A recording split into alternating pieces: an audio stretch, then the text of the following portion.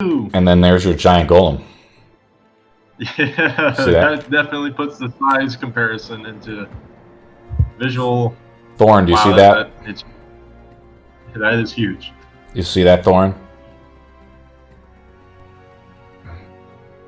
Thorne is kind of our newer player who's replacing Lice, who has issues with marriage and things coming up.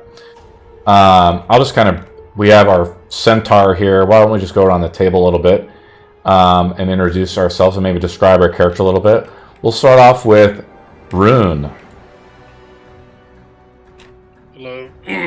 I'm not completely awake yet, sorry. Basic. Let me just quickly call this up. I'm having still some issues with Zoom. Not Zoom, but is it Tailspire? Yeah. So here's the thing: if you guys are ever having issues with Tailspire or whatever, I sent out a link. It's into our Discord. It's the VDO link or whatever, right? That is a shared screen of what I see as the DM. But it's pretty much what you guys can see too, and it's a way for you guys to interact with the board, or just tell me what you want to do with your model, right? Or ask questions when your turn comes up. Okay. I'm a Centaur blood hunter. I'm about 6'6", roughly about 500 pounds. Mostly tan skin, slightly brown. His eyes are a little bit glazed over half the time. Roughly middle age. He usually carries a longbow around his shoulder, and he has a long sword, and he's in basically green verdant studded leather. That's it. And let's go to Willow next, our little fairy friend. Willow is about the size of Tinkerbell. Her parents are very well-known people of her community, very like Eve and Rick O'Connell type parents, mixed with a little bit of Indiana Jones. So she's almost at maturity age for her race, and she's trying to prove herself to her father that she can take over for him, as well as trying to get some sort of big achievement under her belt before maturity age. And let's go to Chef. Hello, bonjour. I am Chef Spore. I am a little goblin, 4'9". I wear a little chef jacket that I accidentally lost in a fire. I'm wearing some type of traveler outfit that doesn't really match a chef attire, but I still have my lovely little neckerchief. I'm just a friendly little goblin who makes food for people. I'm the chef of the people. I make delicious food, and I used to have a bandana, but ignoring my crazy black hair. And also a romanticizer of Goblin Queens. And let's go to Scratch. Oh, my name's Scratch. I'm the happy-go-lucky bard of the party, and I haven't really done much yet, but I like being included. Also, I have a new friend now. His name is Thorne. Don't look Thorne in the eye. He's scary. So that was kind of our last game, which Chef was trying to describe. Thorne, did you understand the story at all, or was it just like all over the place for you? And you're like, what the fuck is going on? Thorne, are you just totally lost? Thorne, are you there, buddy? I think I killed Thorne. I think Thorne has We haven't died. even started. Did we kill Thorne already? He's got us all on mute. He's like, fuck you guys. I have myself on mute, I think. Can you hear me now? Yeah, buddy. My bad.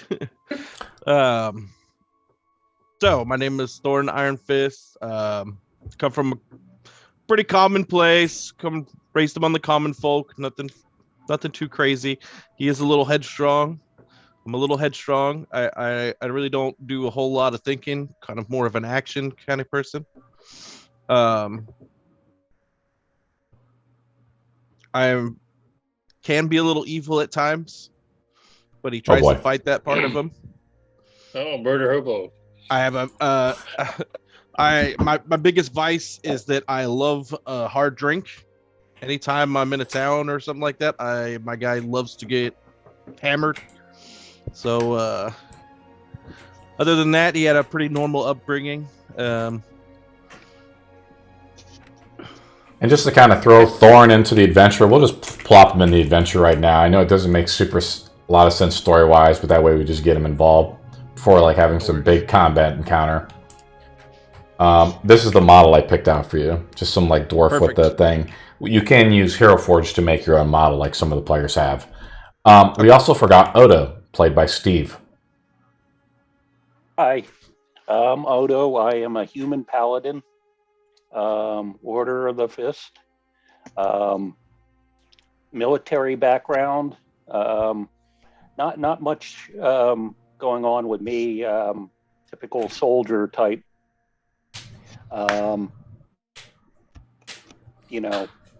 good paladin, annoyingly good.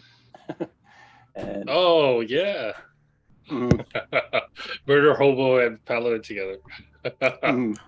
I just put Thorne in the back, and then I think I'm giving permission to Steve. I'll try to invite people to the board right now if you do have Tailspire up. Let's see if Chef got in. Otherwise, you can just tell me what you want to do, and I'll move your model. I think I'm going to give Steve permission to move people like Willow and things like that. Otherwise, again, you can just tell me what you want to do, and I will move your model. It's not a big deal. Where we're at is we are in the jungle of Chult. Chult is a giant floating island in the continent of Orin, which is in a planet called, world called Zin. People have been summoned to Chult, or they've come to Chult, because the diviners have found that there is a death curse that is preventing people from being resurrected. The elites, the nobles, the elves are all highly concerned about this, as it might affect their own mortality. And so they have summoned the heroes throughout the realm. Bounties have been placed, and they've gone through the ancient island, now covered by lush trees and forests, but haunted by the armies of undead. In doing so, you guys are trying to find resources and artifacts and so forth. You guys did have a guide named Azuka help you guys out, but she left once you guys went into the camp of the Order of the Gauntlet, where Odo met his former commander. Odo assured the commander that he was going to go north and try to find, maybe this statue or whatever. The statue turned out to be a shield guardian. The amulet, though, there was lots of tracks and ruins and, like goblin paraphernalia around the statue. You guys headed east of the camp where Chef kind of infiltrated them and basically made love to the queen and stole it. And with just some dumb luck, you guys were able to escape. But it's only been a few days traveling west from the camp as you guys are heading to Orolunga, where Azaka had told you a secret about where a spirit of the woods is at. But it requires you guys to walk a path or something like that to get to the spirit. But Orolunga is about another 8 days west from here. The goblins, though, have been on quick alert to try to find where the amulet has gone, right? The amulet was given to Scratch, and Scratch now controls this giant, Vorn now, which is the giant shield guardian, which basically hovers around Scratch. Scratch, you have to. I think you said you wanted to control him too, right? So you have his his monster stat block up and stuff. Yes, sir. Cool. Ahead of you guys is about, I want to say, like 24 goblins, and of course, surrounded by the goblins is the Goblin Queen herself, Queen Grabstab, and she's showing Chef. As goblins are quick to breed, you made love to her last, session, but that was a few days ago. And goblins, they never breed just, one little goblin. There's always a litter of goblins that come out, right? because they breed quick. If she lives. Yeah, and we rolled on it too. You impregnated her. You couldn't resist it. The snot, the fumes, the steamy sex within the tent was just too much. Isn't this the greatest game you've ever joined, Thorne? As you already know, we already had steamy goblin sex. Goblin on goblin action. Oh my gosh. Which is It's not the horny word, it's the horny druid. now with dwarves, it's different because their beards get mangled up, you know, when they're going at it. Those children are going to start dropping as we do combat. Willow's like, I did not sign up for this shit. Well, I will admit, last session was a little awkward. And it was really hard not to disassociate, just so I didn't have to listen to that. Because I was afraid if I put my laptop on mute, I was going to miss something. Were you dry heaving a little bit there? So, anyways, Chef, she said they've spotted Vorn like marching through the forest, and the goblins, as Vorn kind of like comes out near the rear, like. They all, like, the goblins all gasp a little bit, and they're like, he's alive. The goblins all, like, and they're all like, the queen's like, stay yourselves, you know, in goblin. You're speaking all in goblin, so if you understand goblin, you know what's going on. Thorne, of course, you guys picked up this poor, helpless dwarf, you know, looking for a cause for the death curse on the way. He's backing up the rear, though. He must serve the god of Shirion, the god of war, right? Or Avarice, the god of bloodlust. Did our night not mean anything to you, Chef? She says on Goblin.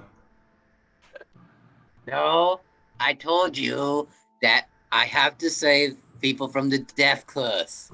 And again, like I said, your god told me to get him so we can stop the death curse, because it is affecting your people. Why do you think it's so much harder to hunt? You stole my amulet, and you stole our god. He walks amongst you. What amulet?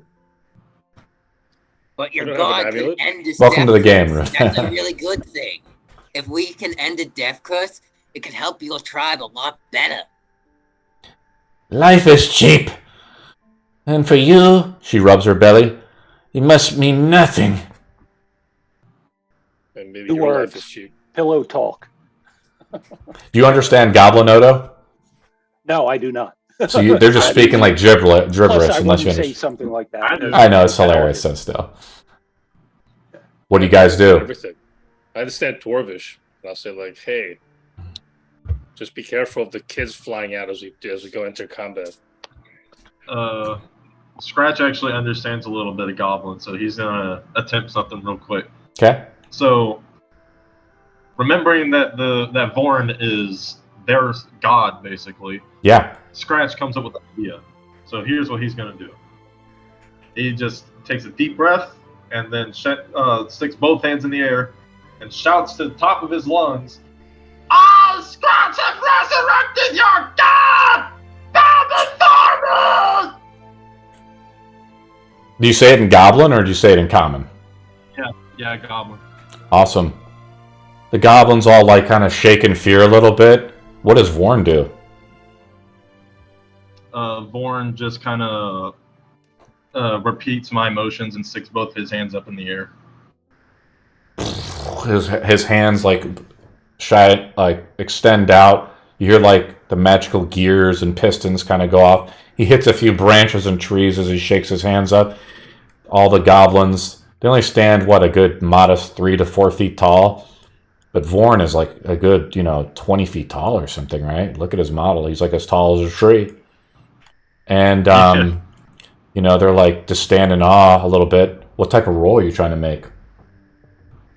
Could I make a persuasion check? Yeah, it's just opposed against their charisma. I rolled their charisma. Okay. I mean, persuasion and intimidation are the same thing, so might as well just roll that. Here we go. Ugh. 10. So I roll an opposing roll to see if I counter you, right? It also helps prevent metagaming. So just because you roll a 10 doesn't mean anything.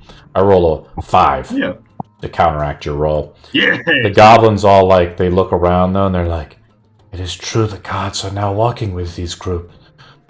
They were able to seduce you and they've blessed you. The child must be blessed too. These are truly heroes. The queen says, oh, yes. Thorne now walks with them. Are they not gods themselves? They all just start kind of talking. There's like just kind of like a bunch of goblins like talking to one another. Their weapons are stayed as they're kind of seeing what's going on. But they're obviously like perturbed a little bit. What do you guys do? They just seem to like square off against you. I put them, the models are out. The goblins do seem impressed by this.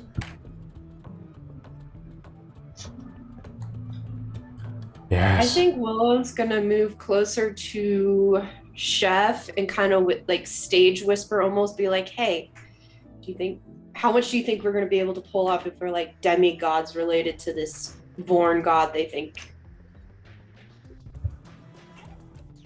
Probably like 90% chance that we're going to live. And then there's like a 90% chance that we might have to fight them. I just thought of the biggest brain idea. Alright, so I have the minor illusion cantrip.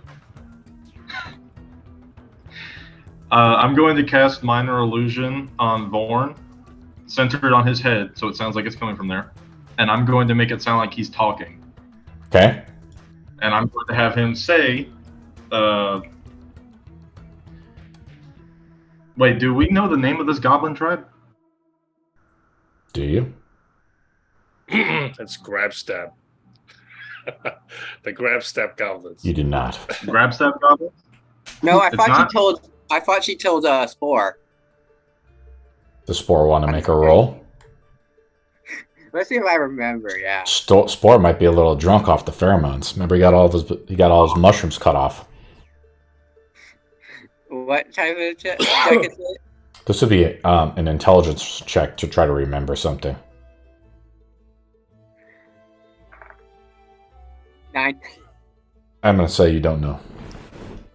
Alright. I work with it. It doesn't have to be specific. Alright. So, I'm going to have the illusion say, "Stand down, ye goblins! These champions walk with me so we may cure this land of its blighted curse. Open a path so we may finish what I have started so long ago." As it says in Goblin, right? Yes. Yep. The goblins all say, "Make a path! Make a path!" And they just start scurrying back into the woods. The queen is, of course, like, you know, looking around as like all of her goblin tribes like just start to scurry off into the back, right? Off the path. She seems to be like the last one still left, and she looks over at Chef and she says, "You've not seen the last of me, Chef. You will not shirk your obligation." Oh. I won't. I have to first finish this death curse. And Like she's your god said. the goblins like shh as the booming voice of Thorne goes off as the illusion works. The goblins all shrink back into the jungle. And you guys wait a minute, maybe.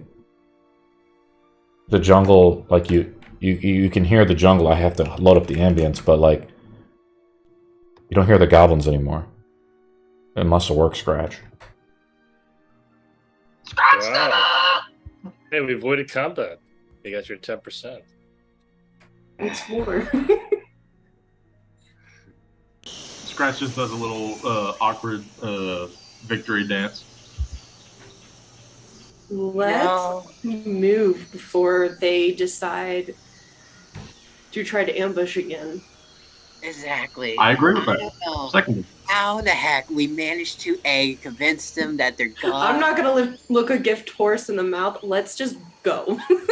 Yeah, Well, No offense, Rowan. We could always The kind power of. of belief is a strong weapon. We could always Yeah. bow tie Chef and just send him to him. That would take care of our problem, wouldn't it? I mean, you I have to could, save my friends, and but you know, how are we going to keep our food supply? That'll be Going. fine. We can just we'll find somewhere to eat. It's not a problem. Or regurgitate stuff or something. I don't know. you guys would not last a day. I used to eat sewer rats. We'll be fine. I feel so confident in that answer. Anyways, onward we go! So how travel works in Schult is I make 3 rolls a day. I'm going to say if we don't make more than 1 random encounter roll a day, so we can't have more than 1 random encounter a day. But I do try to make 3 Oh my rolls. God. 1 in the morning, 1 in the evening when we're setting up camp, and then 1 at night. Um, Can we have a random tavern showing up so we can get drunk? you guys are in the middle of the jungle right now, traveling west in sort of an unknown area. Any roll I make, I rolled a natural 20 to have the goblins attack last time. But if I roll another 20, the goblins are going to be disillusioned maybe, or they might figure something out. I'll make another roll with the goblins to determine how aggressive they are. Or what the goblins will do. Cool, let's pull this out.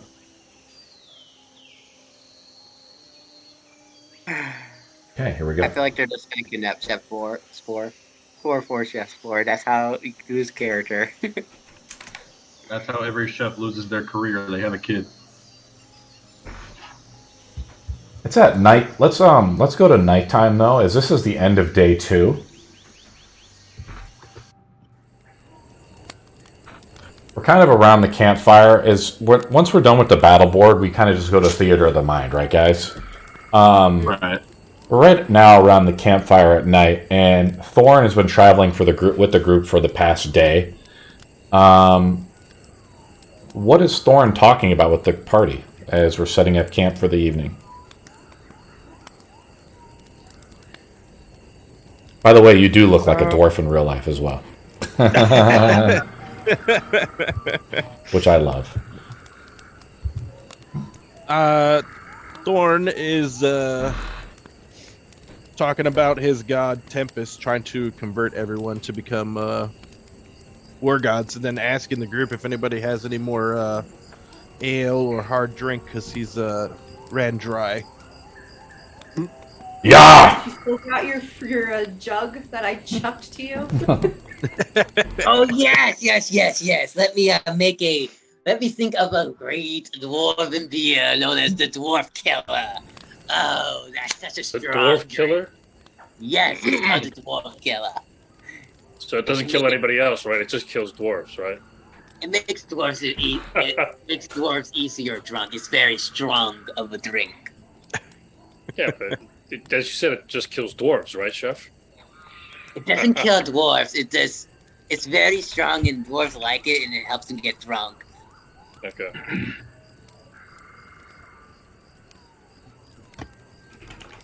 As he pours everyone a good helping of the Dwarf Killer. And he's like, bottoms up, boys and girls.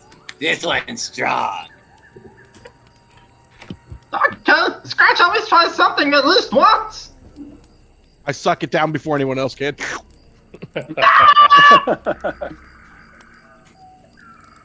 Willow takes a sip, decides it's way too strong, and just hands it to Thorne and just goes, here you go, you can have mine. Thorne sucks it down like it was nothing.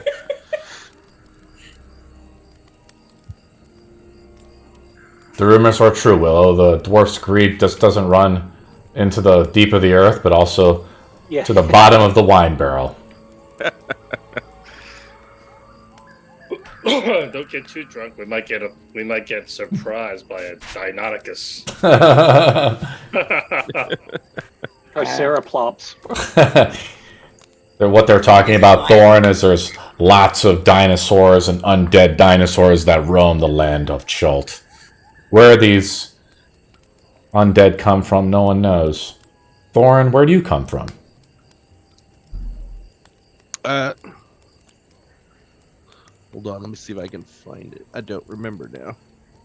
You can just be You come from you can be just nowhere. broad generalizations. You don't need Yeah. to bust out the Great Book of The Grudges on this ale one. doesn't fold.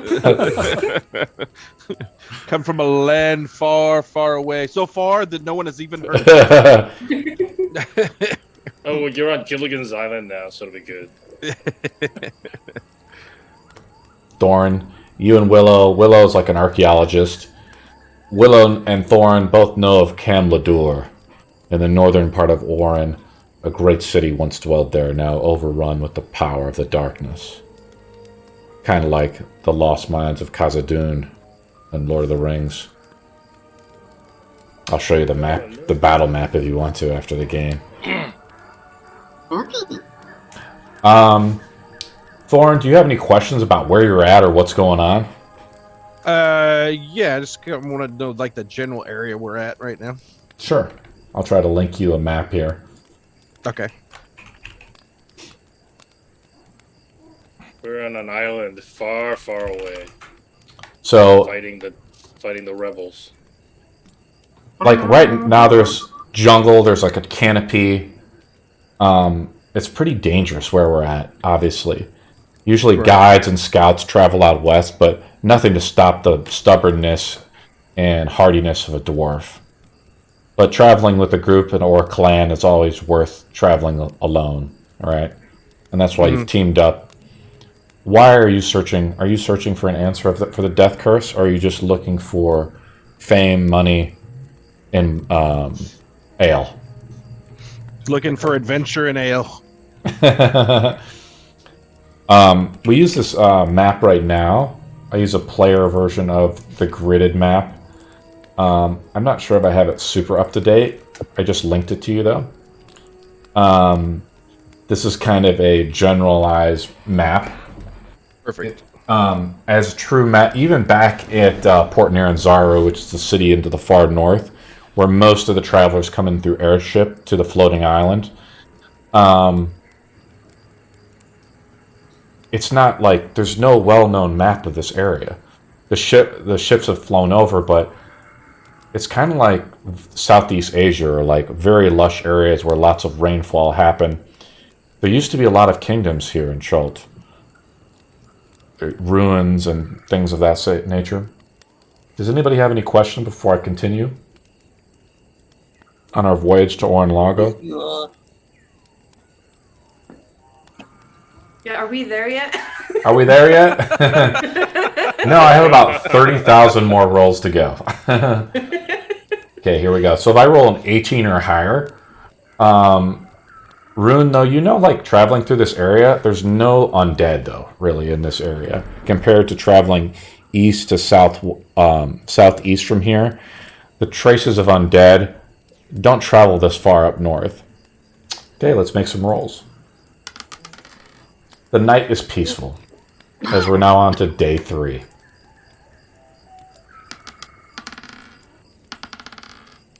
Day 4. Okay, so I just keep rolling unless somebody wants to say something or do something. Chef can make a delicacy every day up to his proficiency bonus, I believe, right? Your proficiency bonus is 2, right? Who do you want to give the 1d4 plus your proficiency bonus, right? Of temp HP to? I would probably give it to the new dwarf. Okay. Be like, here you go, my friend. Everybody who joins the party, you know, I first give them, you know, a little bit of a chef's kiss, you know, try to earn their trust, so that I'm a good guy. And I cooked a little bit with the leftover Dwarf Killer to make this dish for you. Yeah, he's not a good guy. Don't worry about it. How many people have I killed? Well, you killed that one person in the first fight I joined you guys with. Yeah, he ran away. We don't talk about that. Ran away at the first sign of trouble. Yeah, twice. No, I think 3 times so far since I've joined this campaign. Wait, 3 times? I only did it once. No, you did it once more when we were ambushed at that temple. That was not my fault. I had to actually leave. And you were your character was drunk at the time too. Yeah.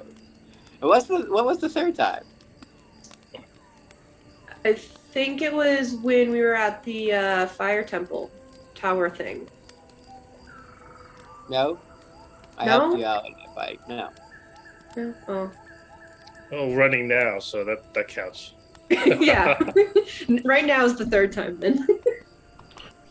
Every day we need to make survival rolls or get lost, right? We were having Chef, I believe, roll on that, correct? With advantage because someone is helping me. That's correct. Who has the Thorne? What's your survival roll modifier? Do you have survival? Are you proficient in survival? Yes. What's your survival? +6. So Chef is also +6. I also have a +6. Nice. So you guys all are pretty high in survival. Chef successfully rolls. Chef, roll one more time because we're on day 4. I already rolled it up.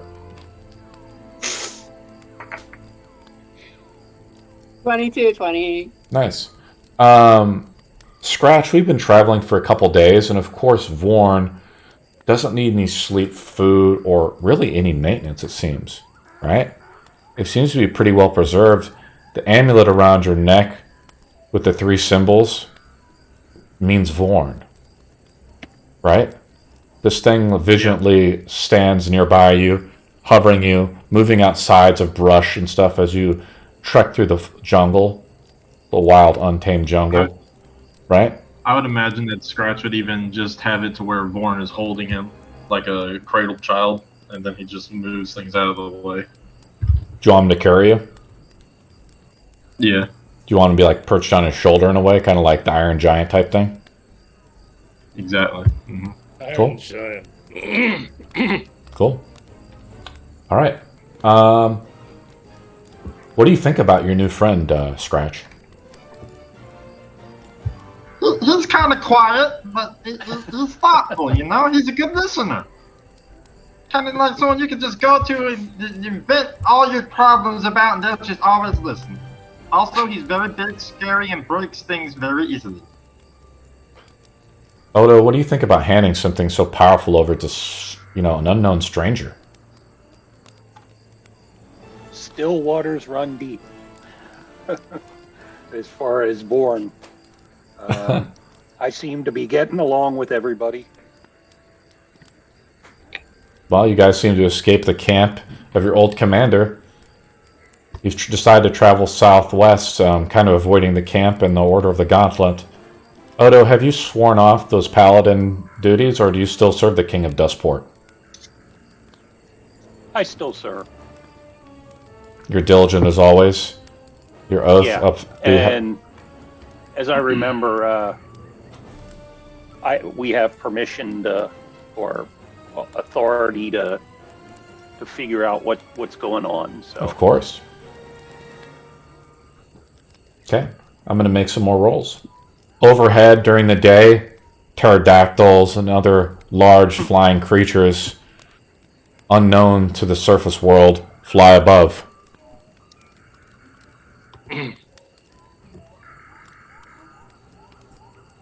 Make another roll, Chef. Can I roll? We're on day number 5 of 8.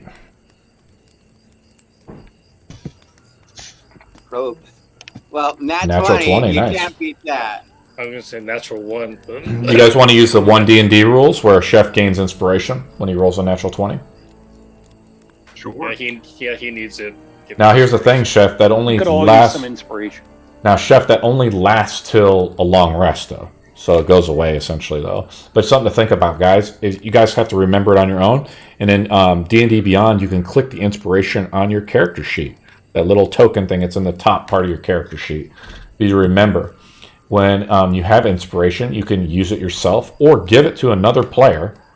And they are allowed to use roll any attack, saving throw, or ability check / skill check with advantage. We're on day number 6. We'll let Chef keep the roll, though, for now, just because he's cool. Chef, should we have you make a roll to see maybe what's going on with the Queen? Sure. What type of roll? Roll a d20. Chef, the Goblin Lair. A 6? 6, and nothing yet. As it goes higher, though, maybe something will happen. I'll roll again. Chef, it's day number 6. Roll. You guys can roll again.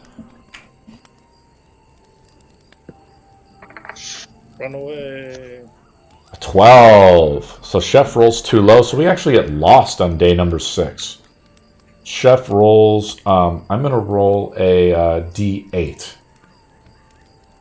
to determine which direction we're going to get lost in.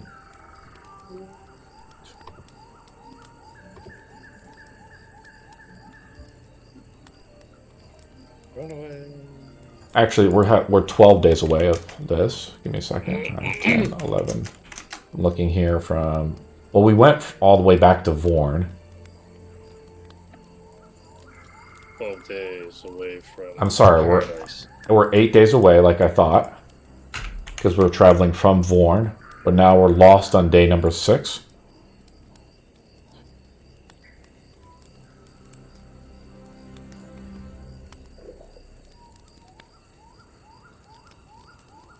Actually, I need to roll a D6 instead of a D8.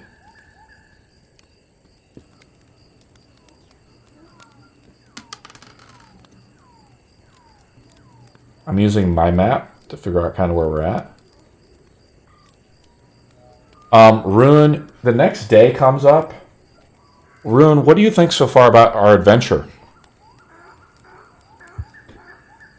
You've been traveling with the group now for a few weeks, right? Yeah, my comment is I need to make lots and lots of formulas. You want to make some formulas right now as we've been traveling on the road?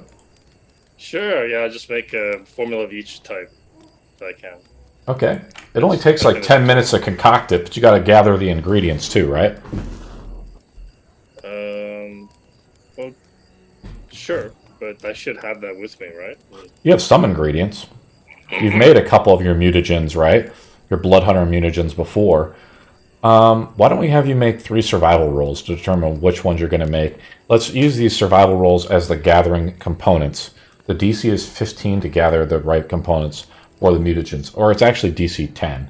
I'd probably say something like that. Oh, there's the natural one. Natural 1. Roll another one. Looks like it bodes well for the rest of the day. 6. Well, that one counts because I said the DC was 10, so you got enough to make another mutagen. Roll one more time. He's going to be my attack rolls later. 15, so enough to make 2 mutagens. Which ones do you want to make? I'm going to make shielded and probably celerity.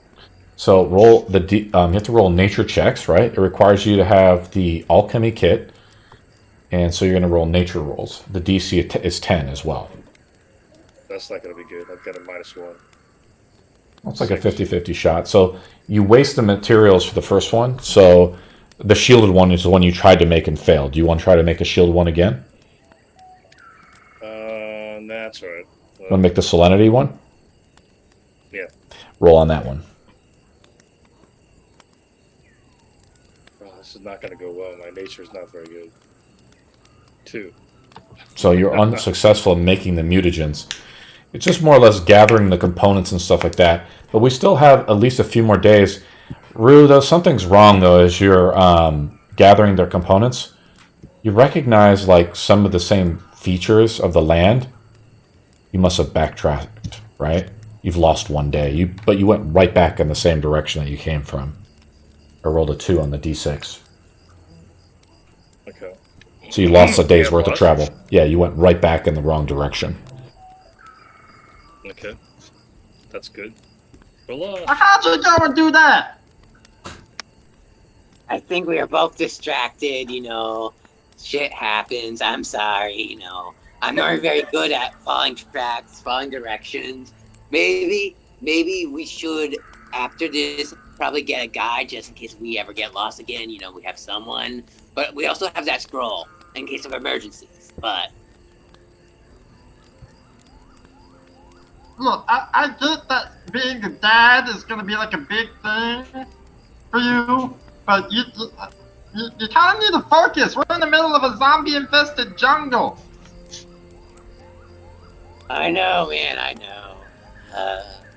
But hey, at least I get to practice my Draconic with you, you know. There's a lot of cooking in Draconic books. That's how I learned Draconic. You're getting it a little bit. I mean, kind of gotta have that little reptilian touch. You know, the hiss. No. You'll get it, don't worry. It just takes practice. Draconic cooking is the oldest form of cooking, you know? It's how humans and dragons first, you know, had unity and cooked together, supposedly. Dragons enslaved humans. Some type of stupid tale that I read in a book. The way they cooked is they breathed on something and they caught it on fire and then they ate it while it was still alive and on fire. Well, you'll get it. You'll get it. Don't worry.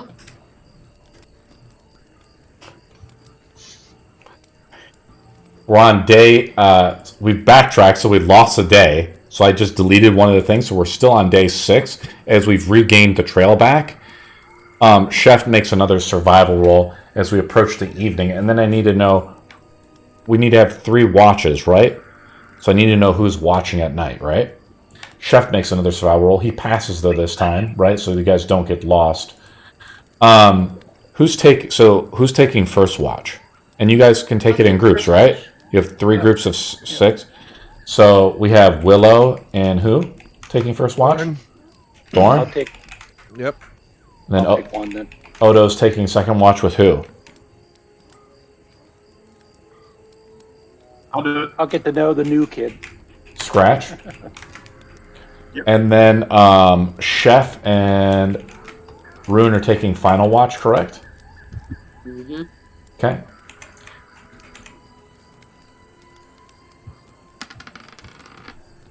It's in the evening on kind of the 6th day. We kind of lose track of time out there, out in the jungle, though, don't we, Willow? Yes. Willow and Thorne are up on first watch. Everybody else goes to sleep. The campfire is set. There's 3 moons of Isha that, as we're flying over, almost levitating in the air. You remember, Willow, what the rumor was or the myth behind what suspends this giant hunk of earth into the sky? I think you sent it to me at one point, but I don't remember. Do you want to make a history roll? Yeah. Try to recall. Maybe is Thorne proficient in history? No. Not proficient in history. I was in 18. You remember that you start reading through some of the books that you carry around, some of the archaeology of Chult. And you remember also, I'm going to allow you, I remember what Azaka said it was. Azaka said that she believed it was the heart of a Titan. And it was imbued with the magic of one of the 10 Titans who died during the Titan War. Only one Titan remains, though, that is supposedly alive, that is enslaved in the abyss. To be honest, I have really bad short-term memory. I don't remember what I did. Thorne knows a cleric, right? Thorne, are you at least proficient in religion? Nope. I am not proficient in religion. What are you proficient in, my friend? I am proficient in insight, persuasion, survival, and animal handling. Cool. Animal handling. I like that. You're proficient in killing, man. Proficient in killing. Yeah. Proficient in blood and thunder. And I just realized I had advantage on those nature rolls. I should have rolled advantage. It's alright. We'll remember next time. We'll re-roll them. We'll have you roll them right now. Then, Rune, roll. No, that's alright. No, it's okay. Roll twice. Roll twice, buddy. Because you failed both those rolls, right? So you get to roll 2 more times. Yeah, even though I have a crappy modifier, I have advantage. Yeah, it's still 2.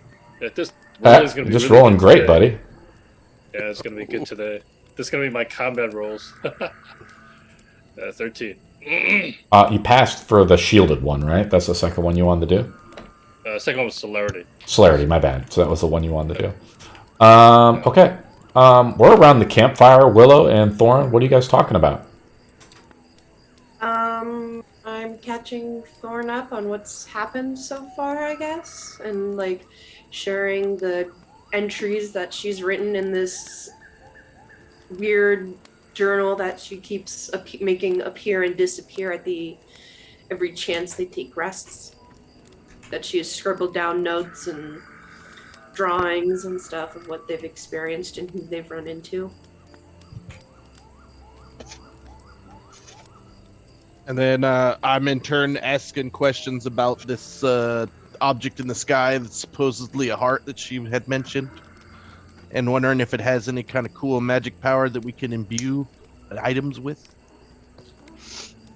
Well, all myths of one sort or another always come from some grain of truth. And over time, things get exaggerated and changed through passing, like the game telephone. So there may be a very small chance that might be happening. I don't know. I don't even know how much truth of what we were told is there. But it's a very interesting, like, point of view on belief on what is around them in everyday life.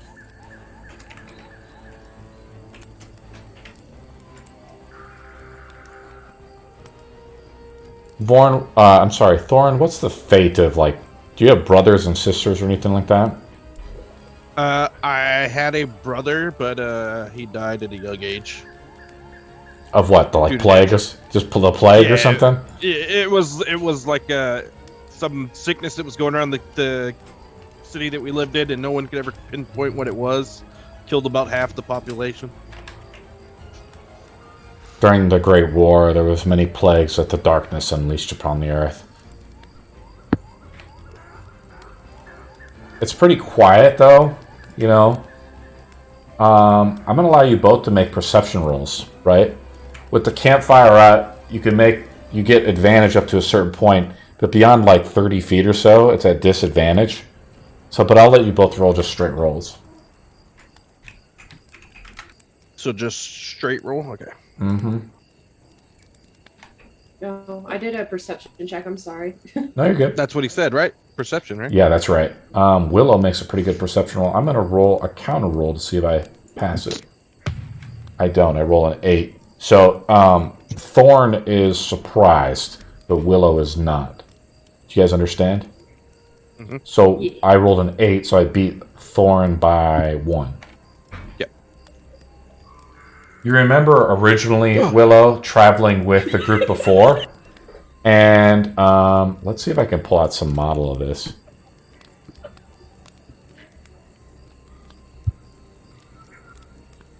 Trying to pull together this thing here.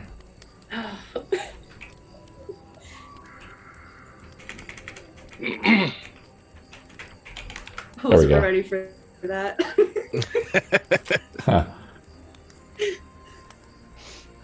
You weren't ready for the Deinonychus?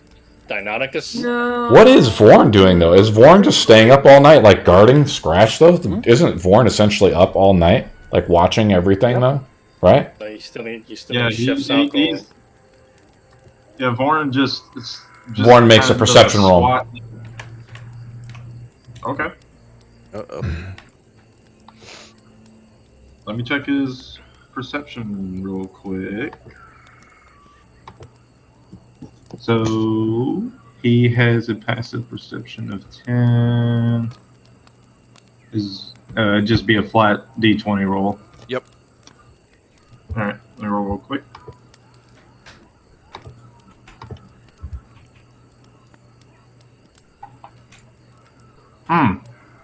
Looking bad, Vorn. Huh. Natural 1. Ouch. I love it. Vorn Yeah, is petting you or just something, kinda right? Does the Iron Giants. What is he doing? He's just kind of squatting Iron Giant style over Scratch, who's kind of curled up in a ball right now, and he's just staring at him. The creatures you put on the board look a lot like the baby, like, rock monsters things from the Never-Ending Story 2. I'm not sure how I feel about that reference. The obscure movie or the fact that I know the movie? Take your pick. Hey, that's a good... I just found out they're doing a remake for it. Remake for what? The Never-Ending Story. Really? Oh. Yeah, it's supposed I saw to that come one out time, next year, or in 2024. Yeah. I'll be 90 by then, so it's okay. It's good. I've summoned you guys to the battle board as Thorne is surprised, right? Everybody else is unconscious or asleep. But Thorne, you hear, Willow, you look quickly over. We all roll, we're going to have everybody roll initiative as the Gorillions come in, right? These are the same kind of guys that came in before, right, Rune, that almost TPK'd the party from before. But they're not undead, at least this time. Oh, God. They have 4 arms and legs. They must be hungry, looking for food. 17. And lo and behold, your fire has brought their attention. You guys are kind of in this cool-looking valley, though. I put you guys in this valley spot as we're trying to, not gain that much notoriety or anything like that, or gain the ire of unwilling dinosaurs. But 2 basically large ape-looking creatures. I'll link you guys a picture. This is what they kind of look like. There you go, buddy. 4 arms, or multiple arms. Oh God! Ginormous. We're fighting 2 of these? 2 of them, yep.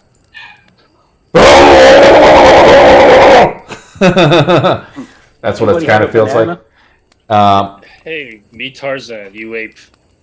I'm gonna roll their initiative here. I roll a 12.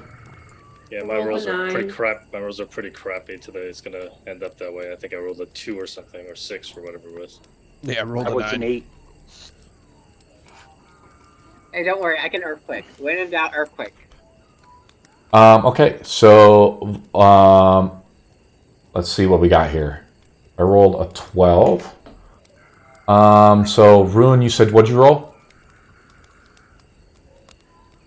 Let's start off with Vorn. What did Vorn get? 6. I rolled a 6. Sorry. Okay, 6. And then what did Vorn get? Oh, right. And then Thorne what has a... Yeah, I kind of forgot I had to roll for his initiative. No problem. Yeah. Oh, he actually has a -1 to initiative. All right. He's slow and lumbering. Yeah. All right. So he gets a 15. Okay, so I'm going to move him up here. Rune, what'd you get? A 6. A Scratch? Yeah, 6. Scratch got a 21. Nice, so Scratch is up first. Chef? I got a 17, earthquake, baby. Okay, so I'm going to put you there. Willow? 9. And then Odo? 8. Thorne? 9. Okay, Willow's dex is what? My dex is... Sorry, I was looking up the... Both Willow, when we do tiebreakers by rolling d20s. Both you, Thorne, and Willow both roll d20s to determine who goes first. 18. And Thorne, what'd you roll? How do I roll custom again? I forgot. Go on the bottom left. There's a little die there where you can roll. Got it.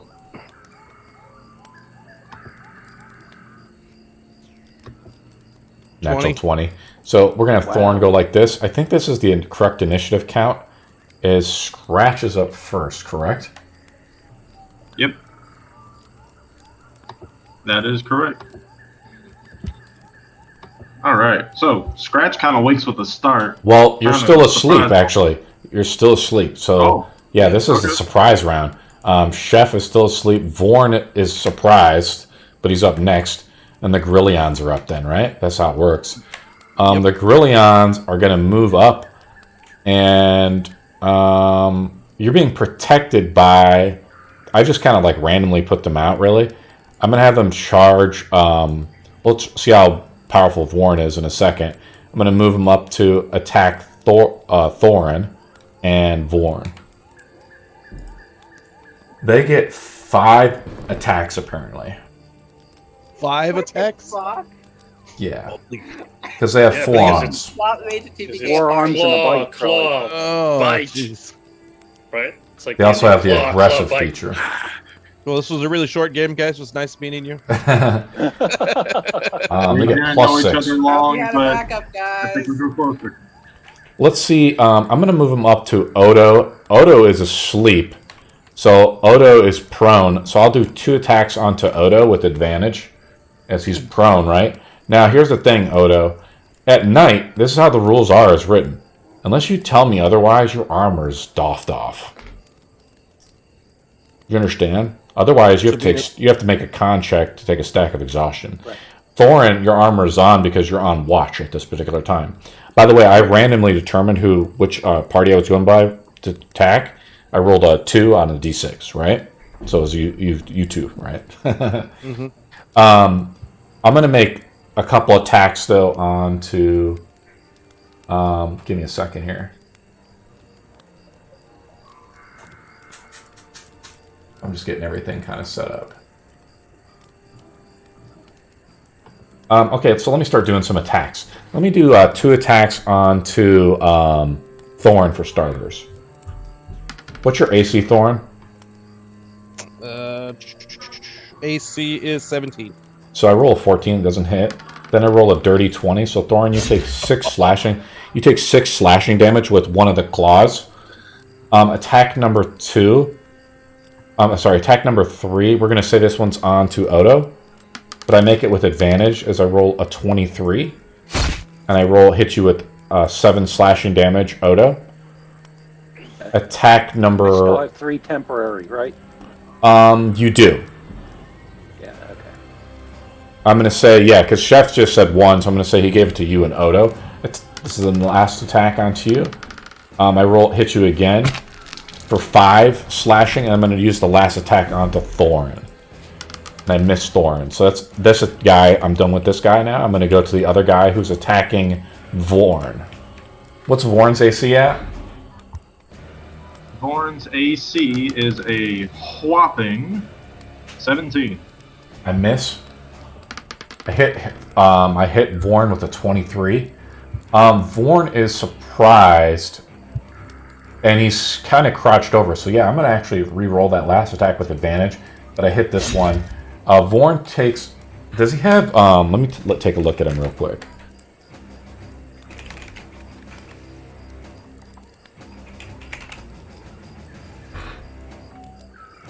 I'm just seeing if he has like immunities and stuff. No, he does not. He only has condition immunities and 1 Nope. damage. Yep, he's fine. Because sometimes those constructs, they have resistance and bludgeoning and stuff like that. Right. You take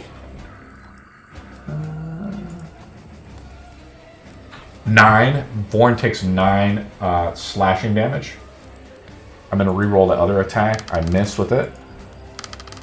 I'm going to roll the other attack. I miss with advantage. This is 3rd attack. 4th attack is also a miss. 5th attack is a hit for another 8 slashing damage across Vorn. My turn is over. Thorne is... We're still in the surprise round. So Thorne is still surprised. Surprisingly, this is how it works, I guess.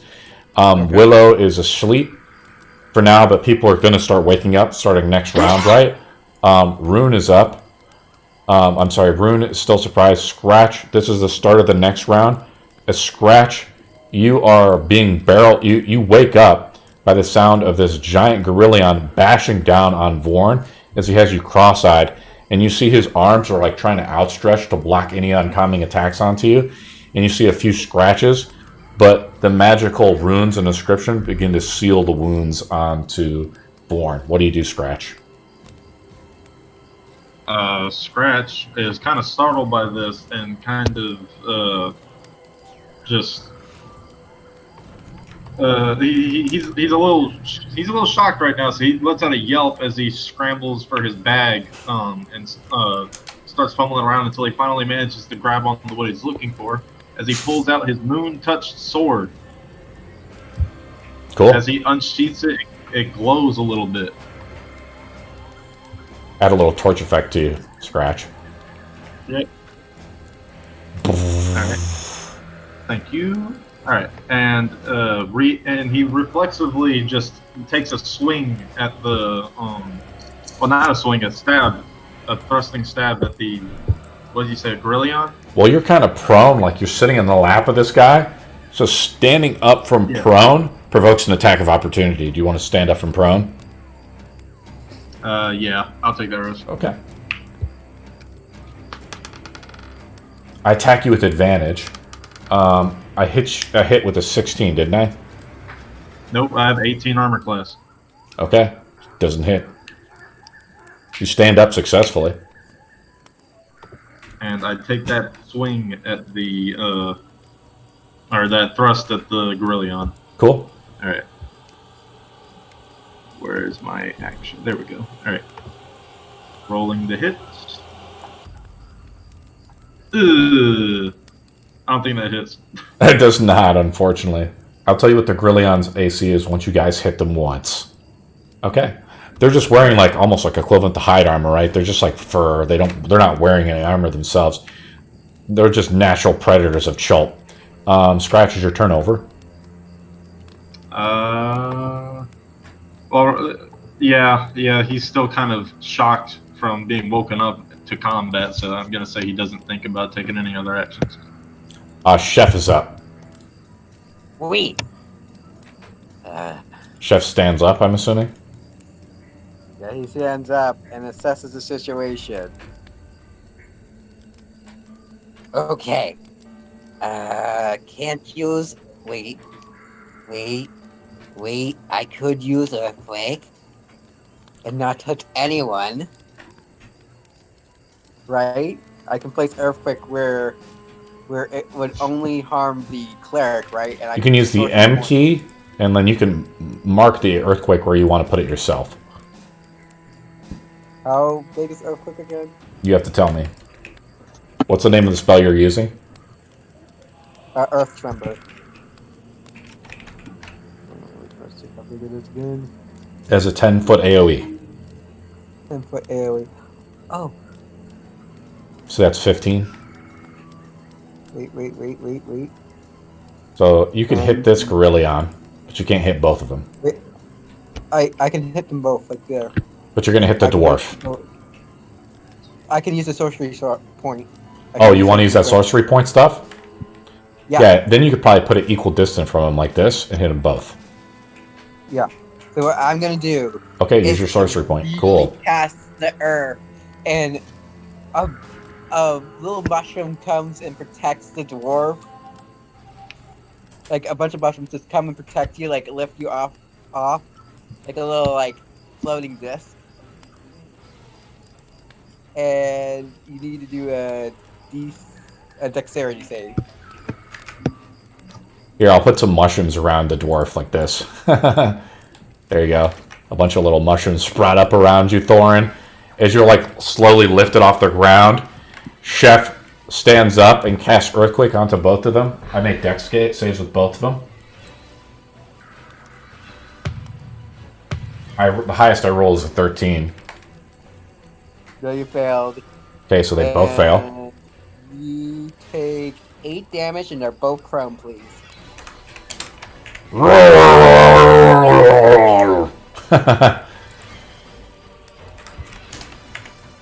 They both fall down. Now, when they stand up, Scratch, you see now they're standing up next to you. You would get an attack of opportunity against them, right? Yep. So basically, all we've done is buff that. What else do you want to do, Scratch? I'm sorry, Chef? What am I gonna do is that I'm gonna climb up here. Let me take a look. anyone's not- Well, you had to use half your movement to stand up from being prone because you were sleeping. This is about, yeah, you could probably climb up that. It's only 10 feet tall. This requires double movement. And then as loud as I can, try to wake everyone up like, we're being attacked!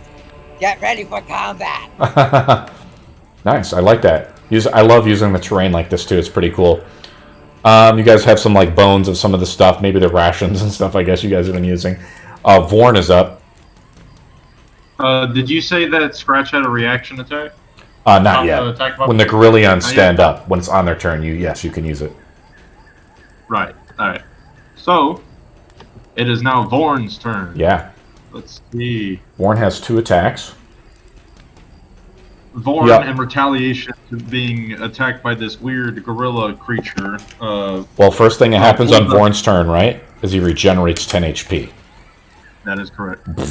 As the runes and sigils, a protective magic forged during the last stage, get to seal his arms and the damage from the scratch of the Gorillions.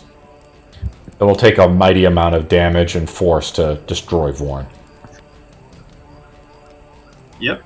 Alright, so, I know his model has a sword and shield, but he doesn't actually have those actions, right? Like he I wish he did, but this is just the default model they have. It's kind of cool, you know? Yeah, I'll make you... If you want to make a model in Hero Forge, though, buddy, be my guest. Yeah, I have time to do that. That's fine. Alright, in retaliation to being attacked and his master being under threat, Thorne stands to his full height as he raises both fists in the air and brings them down onto the shoulders of the Gorillion with mighty force as he does a multi-attack with both fists. Roll it up. Alright, so that's a +7 to hit. Roll with advantage because the Gorillion is prone. Alright. I'm so happy that I'll just add it. break and not kill anyone. Let's roll again. Alright. Hopefully this one's higher.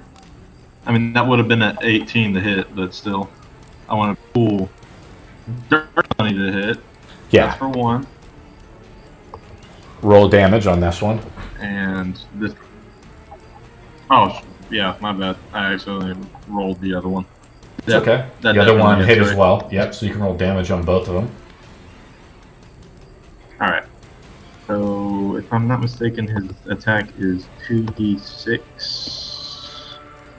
It is, yes. 2d6 plus 4. So that'd be 4d6 plus 8. Excellent. 4d6 and then add 8. Here we go. This poor Gorillion, you're just slamming into him, Thorne. Yeah.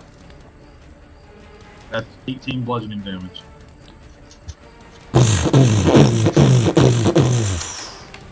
Gorillion is not even bloodied, but it's at the end of Thorne's turn? I think it is. Yeah. He only has multi-attack. The Gorillions are up. This guy stands up, so both Scratch and Thorne get an attack of opportunity. Alright. Let's do Scratch first because it's easier. I just push a button. Hopefully this time Scratch is woken up. He has woken up a little bit. They have an AC of 13. Scratch hits. Yes. These Gorillions have an AC of 13. Alright. Alright. Excellent. And that is 6 piercing damage. You slash into him. Press upwards into the... Alright. Let me pull up one again. Alright. He makes an attack. Roll.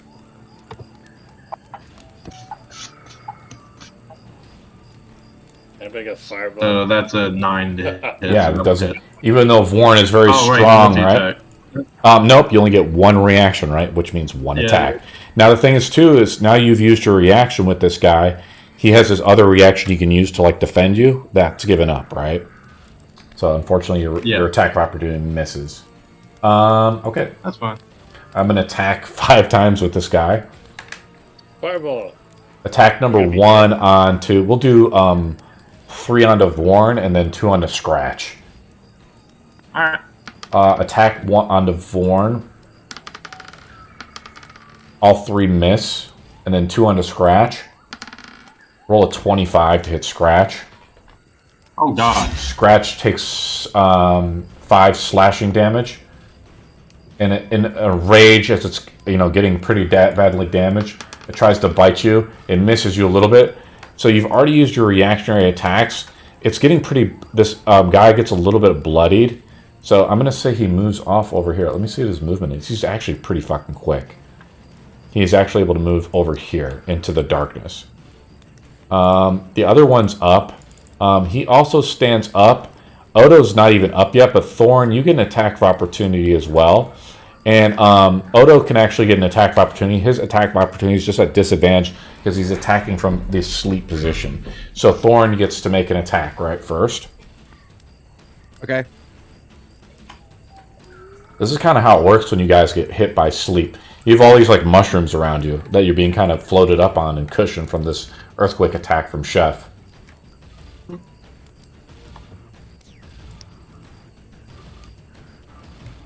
I can't wait till I actually get Earthquake.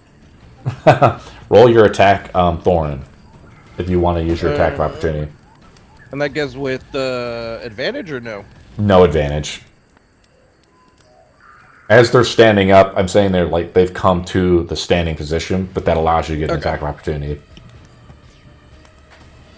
That's just a hit. Do some damage. 13 was the... Yeah, you hit.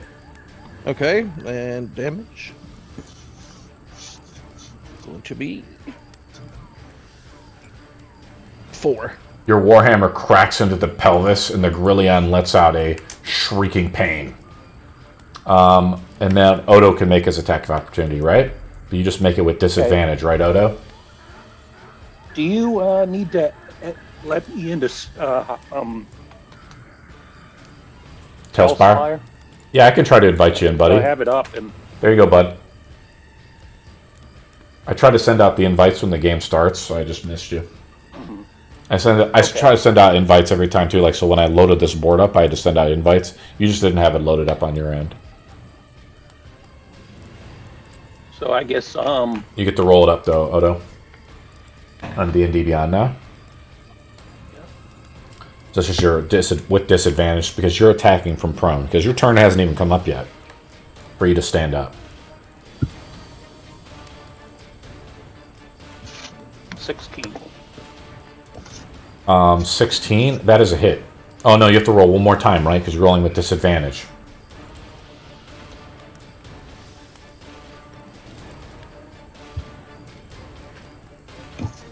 Also, to roll with advantage or disadvantage, you can right-click, right? You hit, Odo, you still hit. You can also just right-click that button, and then click roll with advantage or disadvantage, and hit select. That's another way to roll those dice simultaneously. Roll damage, okay. Odo. Here we go. Roll damage, Odo.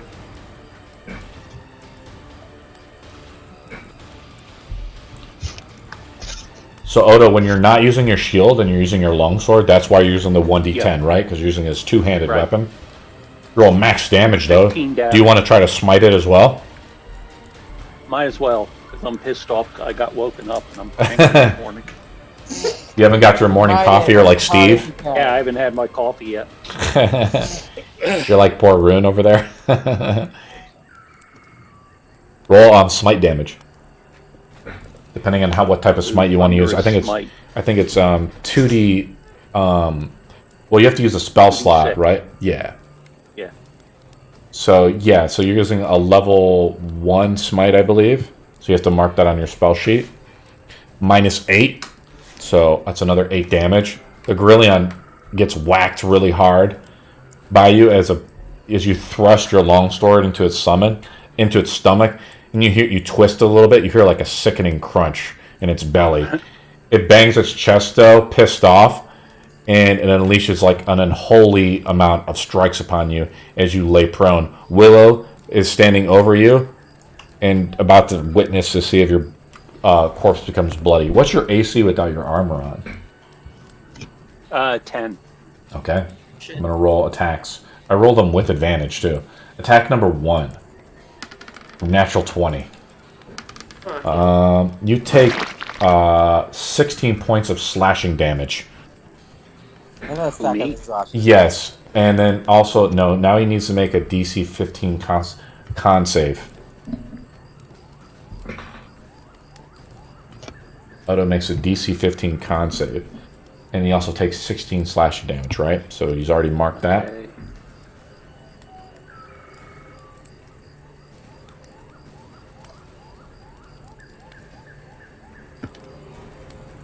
You pass, so you do not take the stack of exhaustion. Attack number 2. Now let me see if I do a super crit. I do not.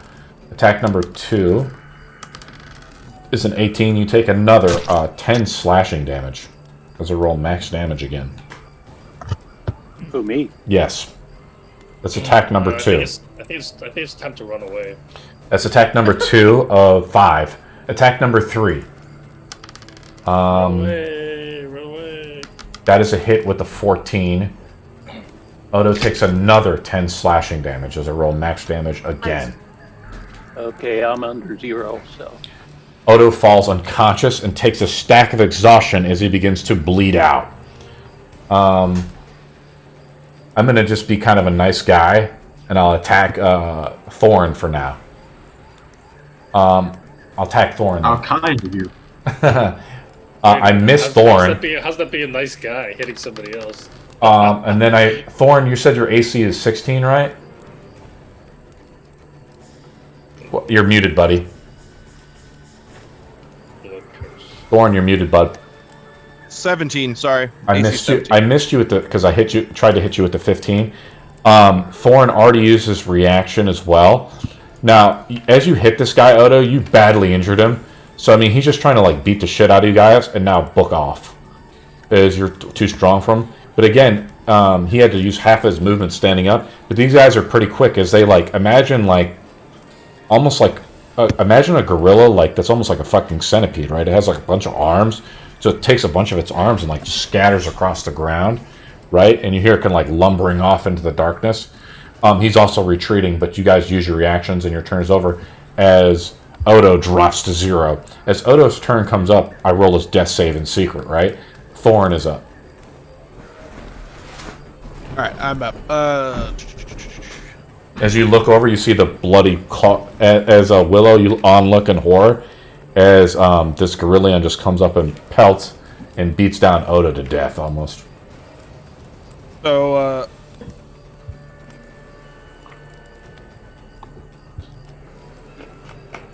I'm gonna use Cure Wounds, one of my cantrips, on What's that? my fallen hero. What do you say to him to try to bring him back to life? Yep. Must feel pretty good, Chef, as you're not the only healing bitch anymore. No. Right, I can heal. Actually, I was pretty much the healing bitch. Willow was the transforming bitch. And you know, I am meant to, be a midliner, earthquake and earthquake. Rise and be healed. What do you say to heal him, Thorne? So I say, by the gods, rise! And I throw my Cure Wounds on him. I'll roll it up. Alright, let's see. How much is Odo healed for? Where is my...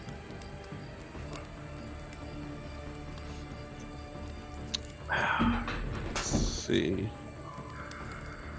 I think you can just roll it right from your spell list, right? Yeah, I'm figuring it out? My spell list got goofed up when I was trying to quickly create the character, so now I'm trying to just... Oh no. I'm looking at my spell sheet, and it is... You can just roll a D, I think 6 or D8, right? D8 plus my spell casting ability. Yeah, just roll a D8 and then add that number. Okay.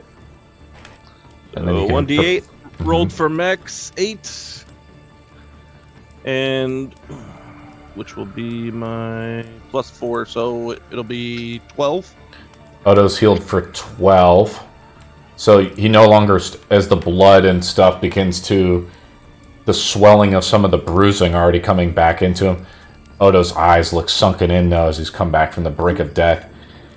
And with the death curse in effect, Thorne, there's no coming back if you die. Thorne, is that the end of your turn? Yes. Okay. Willow's up. Oh my Run god. away! Run away! Run away! The fight is almost over, Willow, and you look off into the shadow, right? And you just see these, like, lumbering figures. You look over, like, the bloody body of Odo, who's just come back from the brink of death, as your new friend Thorne has healed him back to life.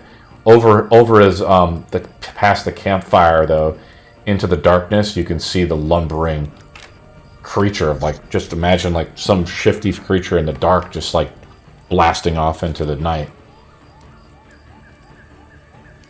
Sorry.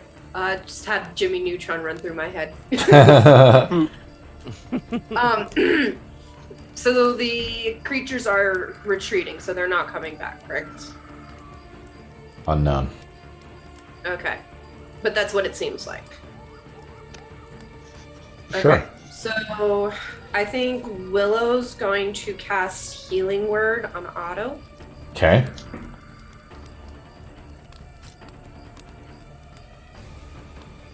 With the 7. Otto's healed for another 7. What else do you want to do, Willow? I'm gonna wild shape Into? a giant poisonous snake. Snake? Yes. So that way if they come back, I can wrap around them and I can poison them with a bite. You got me with this Sounds one. like a alarm spell or something.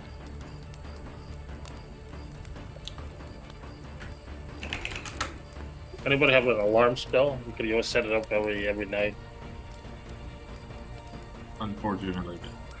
So this is how I do the Metamorphosis. This is a new feature that they have, so that's why I shaped you into, like, that one. Like that. So just shift your model around without me having to replace your model. It's a new feature that they added. And see, it keeps your model, too, in the initiative count. When I look up top here, it actually keeps your model, too, like that. It's pretty sweet. Odo's up.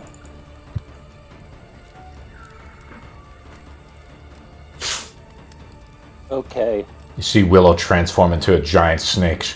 Or fearsome. Tiny little thing into this massive. You look above her as you're kind of like, probably just like coming to a little bit. The jungles of Chult are indeed dangerous, Odo. It's almost a miracle that you were able to survive in the camp as long as you did.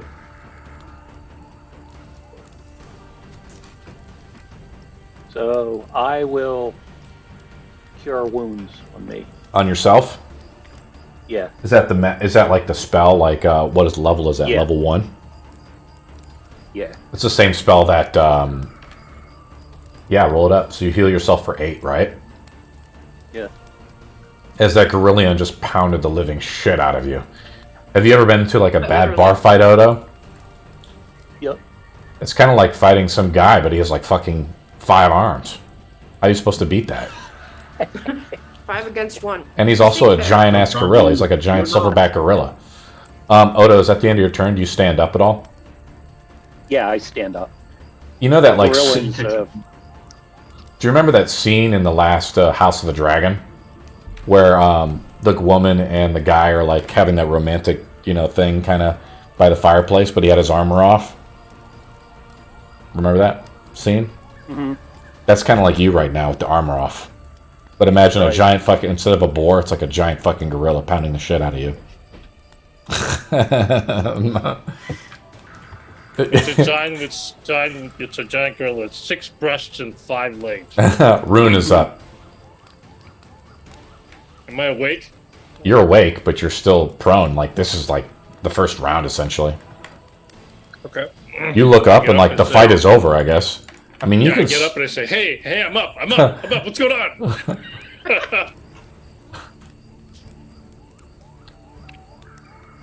on? Rune, do you want to do anything else? Nah, I'm alright. Scratch. Yes, sir. What do you do? Well, I mean, they ran off, As far as I'm aware, except that one that ran away from me. I mean, they're still like 20 feet away from you, but you got to start running them after them. You can see them with your dark vision, right? Because you're a kobold. Yeah, I can see him. You can see this guy. He's right over here. Let's see. You leave him be, or what are you thinking about doing? I'm thinking about... What is your orders, master?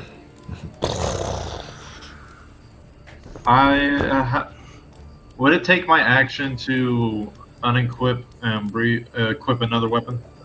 Yeah. Technically, yeah. Yeah. Alright. Oh, I'm going to keep my sword out then. And I am going to, as I start running towards the Gorillion, I'm going to shout, Chase it! You run after him. I mean, you run up to him. You can attack him if you want. I will. I will be Cool. doing that.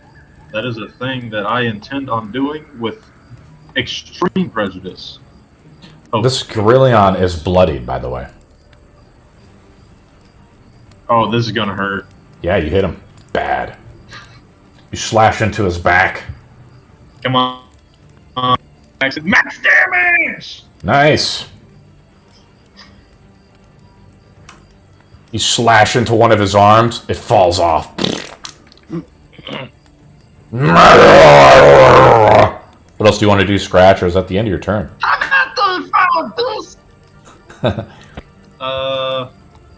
Other than the command he gave to Thorne, yeah, that's it. Chef is up. Sweet. So, I'm going to help my little friend. Stay in a safe range. So I can see him. Yeah. And what I'm going to do is do one of my most iconic spells in the world. Everyone knows it by now. Oh, God. What are you going to do? As I clap my hand, and a bonfire below the little one. You probably forgot about this spell. This guy, the bonfire, you're going to put it on this guy right here? The one that scratches the cabin. Okay. Do I have to make a dex save, right? Yeah. Okay, cool. You succeed is half damage. You see this fire begin to erupt underneath this Gorillion. Here we go with the campfire noise. See if this sounds like it. The bonfire. As it tries to, like, I guess it's kind of like almost like trying to leap out of the way as this fire comes underneath it. I roll a dex save. Or I fail by rolling a 7, so do your damage. 1 damage, Chef. Impressive. Singe your hair. You just pissed it. Pinky toe. It looks back and it just looks fucking pissed. Chef, is that the end of your turn, or do you want to do a cunning action or something, right? What are you thinking about doing, bud?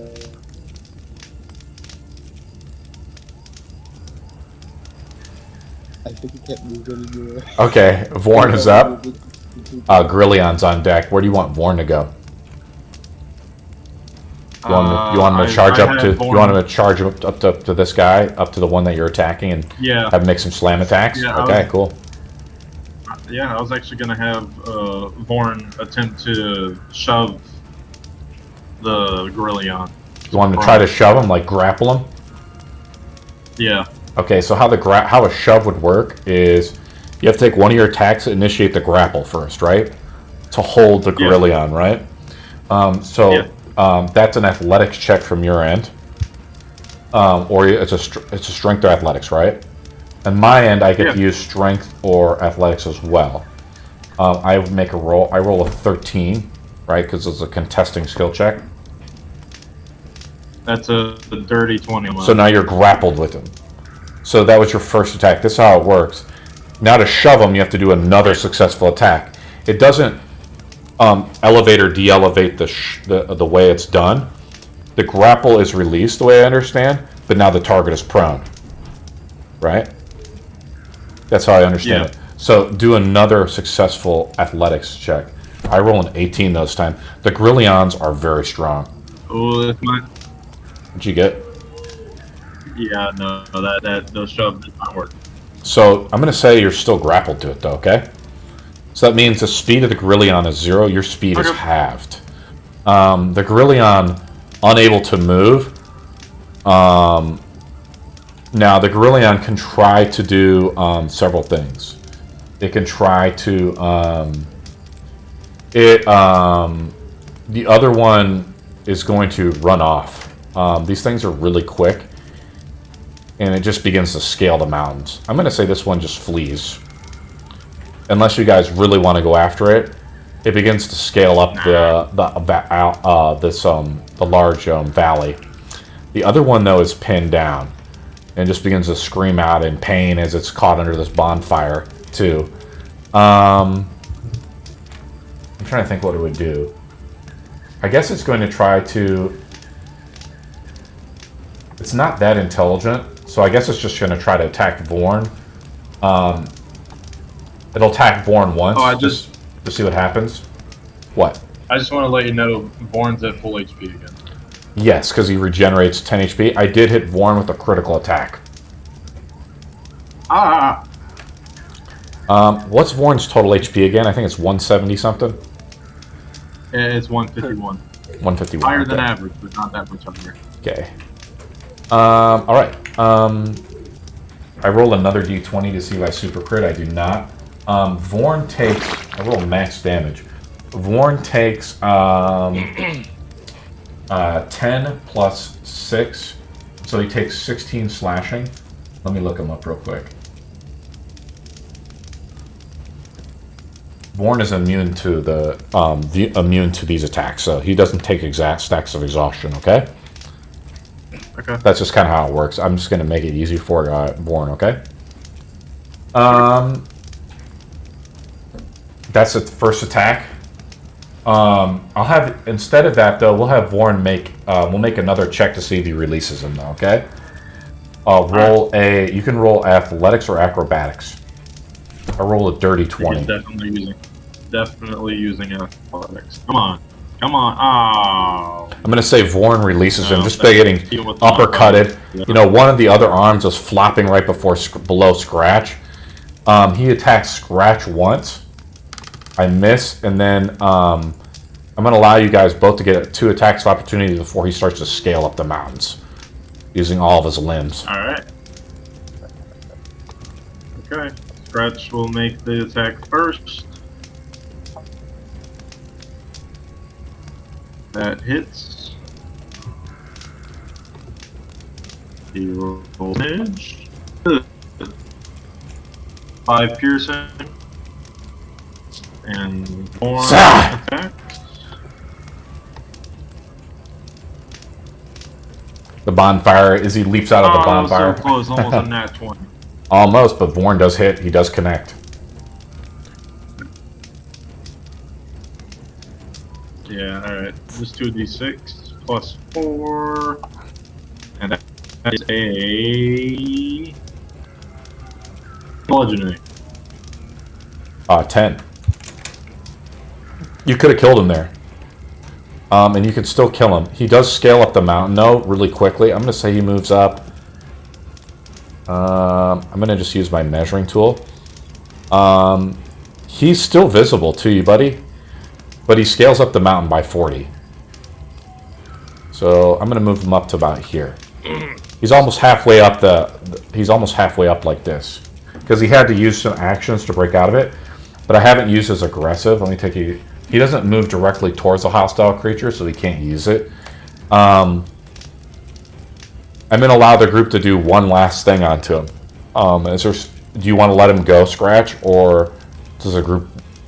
Are you going to try to kill him as he's climbing up the mountain there to try to get out, or what are you trying to do, Scratch? Nah, he's showing himself as he's no longer a threat. Like, he knows that if he tries this again, he probably will die. So, lesson learned. Everybody is okay-ish, not including the human. He's pretty fucked up right now, but hey, we all learned something today. Don't go to sleep ever. Right. Rune, What's your you have dark vision, right, Rune? As a centaur? Yes. You can see him. Do you want to take a shot? As you see him scale. Right. I just got up. I'm like, hey, what's going on? What's going on? What's up? I'm going to say that's the end of combat. Correct? Are we letting the Gorillion go? Yeah. Yes, I'd say we let him no go. point. There's no point in trying to go after it. Combat is over. What do you guys do? Willow goes back to her normal self. Willow just kind of Willow. Oh god. Ugh. Sorry. Scratch crawls onto Thorne and just commands him to walk back over to where they were, and he just falls asleep on Thorne. Thorne just kind of holds him like this, cradled. Yes, master. Master.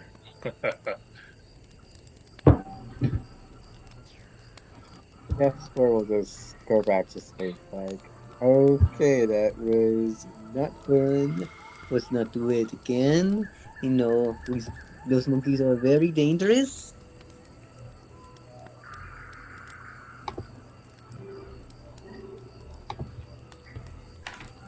You guys look over at Odo. He just got the shit kicked out of him.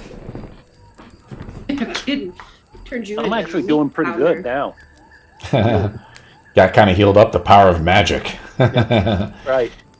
I'm going to allow Rune to make a survival roll if he wants to, or does Rune just want to say fuck it and go to sleep? Why would I make a survival roll? What's this? I don't know. You tell me. Ooh. I guess I'll make a survival roll. What the hell?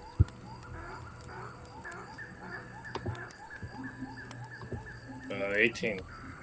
I mean, you're able to track these things. You want to go back to where they're maybe nesting. No. I tell the guys, hey, I can track these ugly gorillas if you really want, and maybe you can find their eggs or something. I don't know. Their eggs. Find their eggs. We must find the gorilla eggs. Are you salty because we didn't get the dino eggs? Yep. No, That's I'm not salty at 100% all. Let it reason go. why. Let it and go. is definitely I'm valid. not salty at all. Well, although those eggs could have fetched a good price in the market. Yeah, I'm not salty, man. Damn it. Uh-huh. We need the gold.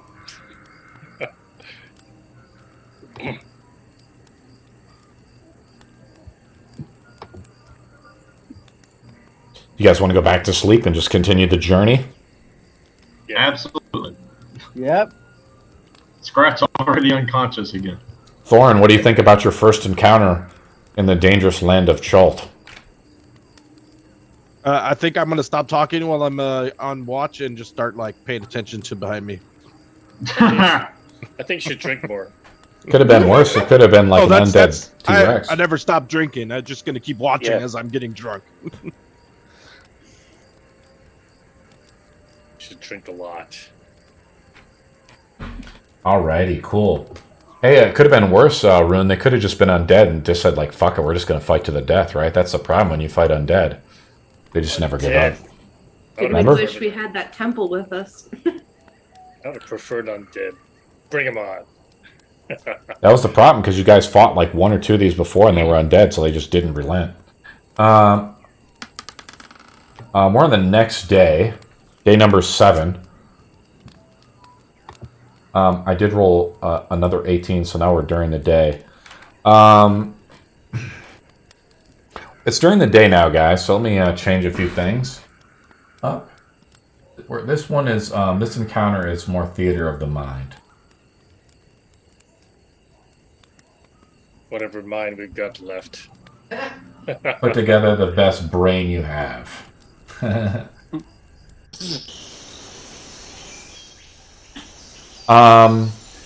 Okay, let me describe what you guys see. You guys see a bank of blue mist. It appears to be drifting towards the party. Okay. Blue mist? Everybody needs to make a perception roll. How big is the mist? Does it cover everything? I'll describe it in a second. Everybody needs to make a perception roll. Okay. Yes, You know what? sir. I'm gonna use my inspiration to roll it with advantage. Yeah, roll it up with advantage, Chef. Ooh, I just rolled a nat 20. Nice, Plus and now my you get modifiers. inspiration. Willow. 18. 22. Awesome. So the DC is So rolled 13. weird. They landed on two things. The DC is 13. My dice kind of rolled weird. It landed on two things. Okay, what did you get? Pick the higher one. You got an 11, Scratch. It said You got a 4. I know. It took the lowest number for some reason. Yeah, that's what we call getting cucked by D&D Beyond. How does it feel to get That's cucked? what that feels like. I always wanted to know what that felt like. Well, now you know. I guess having proficient expertise and perception means nothing anymore. Why don't you write an email to Chris Perkins and tell him and write in your complaint? You know what? I'm going to write a seething game log.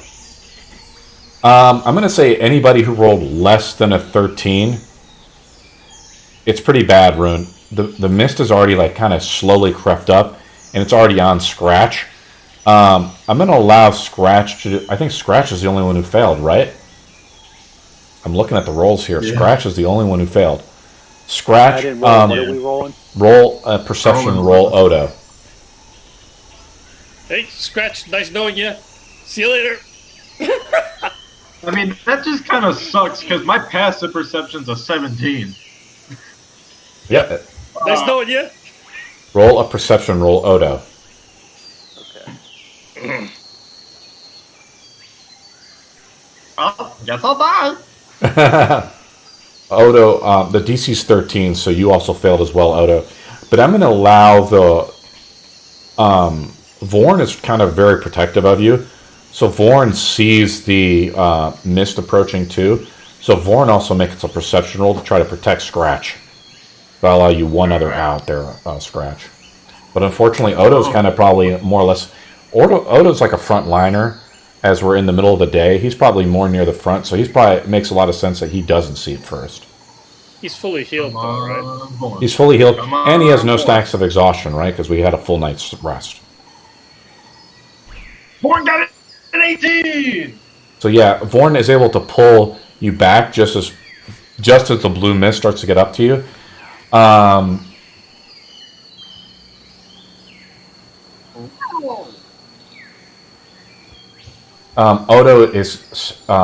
Odo's hit by it. I want to have Odo make a con save, as the mist seems to be slowly moving forward.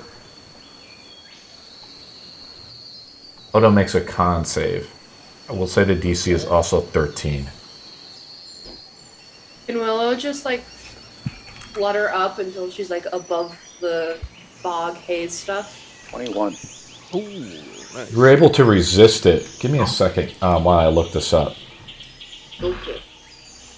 Yeah, you're able to flutter up, Willow, and it's kind of creepy. Like, you see this blue mist, like, just passing slowly through the forest. Or through the jungle. It seems to be engulfing, like, all the trees and everything like that. It's really weird. What do you guys do? Odo, you slowly back away, but, like, imagine, like, someone slowly walking towards you, right? That's kind of what the blue mist is doing. What do you guys do?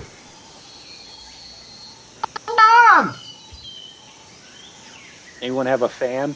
Is this impairing vision at all, or is it just kind of like a regular mist, but just blue?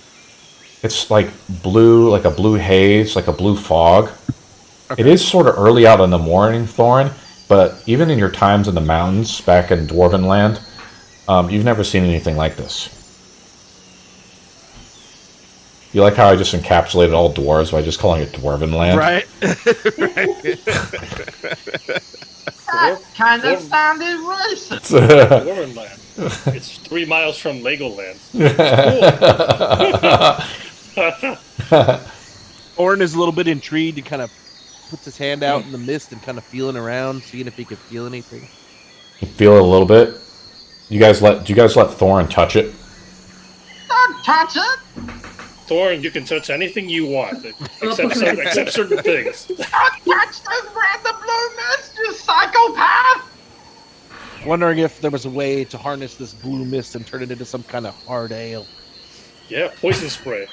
What is wrong with you people? Thorne, you get like kind of close to it. You lift your hand close to it, and the mist starts to kind of come around you a little bit. You can't even smell it. It doesn't smell like anything. Make Hey a guys, con. doesn't smell like anything. You know that to make a good ale, it'd have to at least smell like something, right? Right? What does a good ale smell like for a dwarf? Very earthy. Well, this is the exact Little- opposite of that.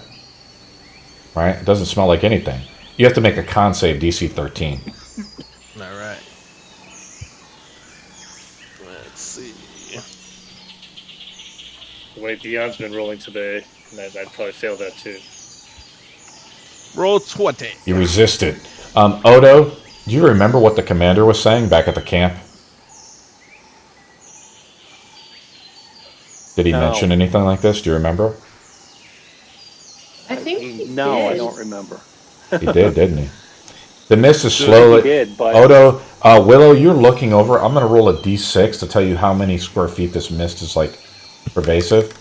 It's actually pretty good. It's like the size of almost like a football field as it passes through the jungle.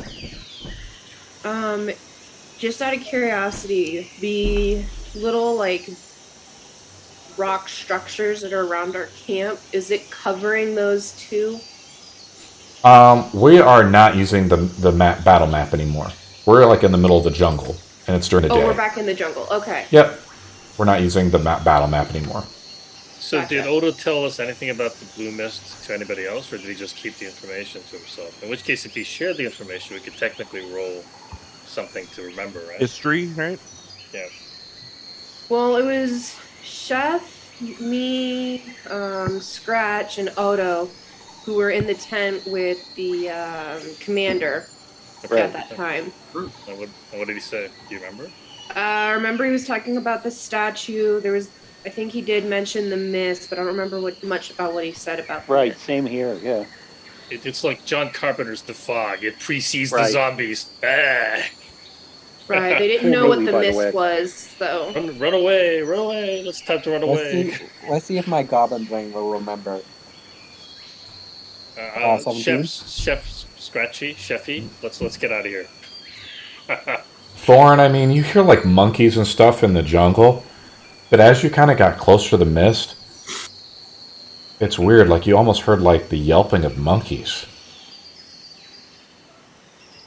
But like, you resist this, like your dwarven inclinations of like you resisting poison or just like foul unearthly things, something unnatural. Nothing like barley wheat or, stout or something like that. Something that could be consumed as, not good. And once you resist something, like, you back away. But you did hear like something weird in the mist almost. Like something that's not there but is. What do you guys do? Only I had no Ouija board.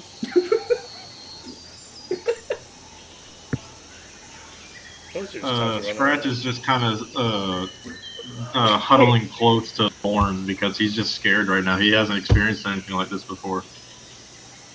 I will protect you, master. Hold your mouth. 'Cause you said that Willow had, hold on, sorry. Words just like totally decided to fail me for a second here. Willow's like fluttering above the canopy, and you're kind of Right. directing the party where the mist is going. The mist is slowly creeping towards you, but it's enough where you guys could easily outwalk it or whatever, right? It's not like in the Stephen King's Mist or whatever, right? Where it's just like really quick or whatever, coming up on the convenience store. It's a little bit more like creepy, in regards to it moves very slow.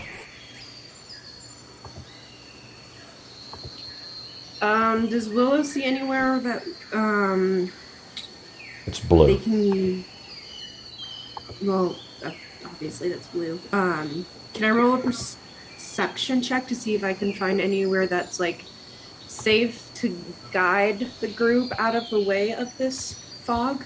Yeah, I'm going to just say you do so. Do you wish to just guide the group out of the way? Yeah. You don't even need to That's roll. Because, I mean, it's just obvious. Like, you're above it, right? And you just guide the group around it. Right? Okay. We do need to have Chef make the survival roll for the day. Hola. ¿Cómo está?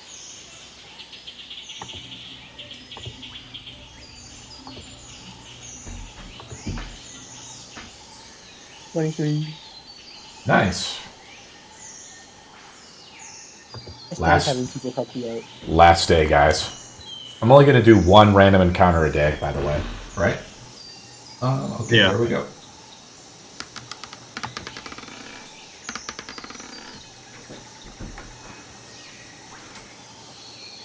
I'm going to load up Orolunga as we approach there in the evening.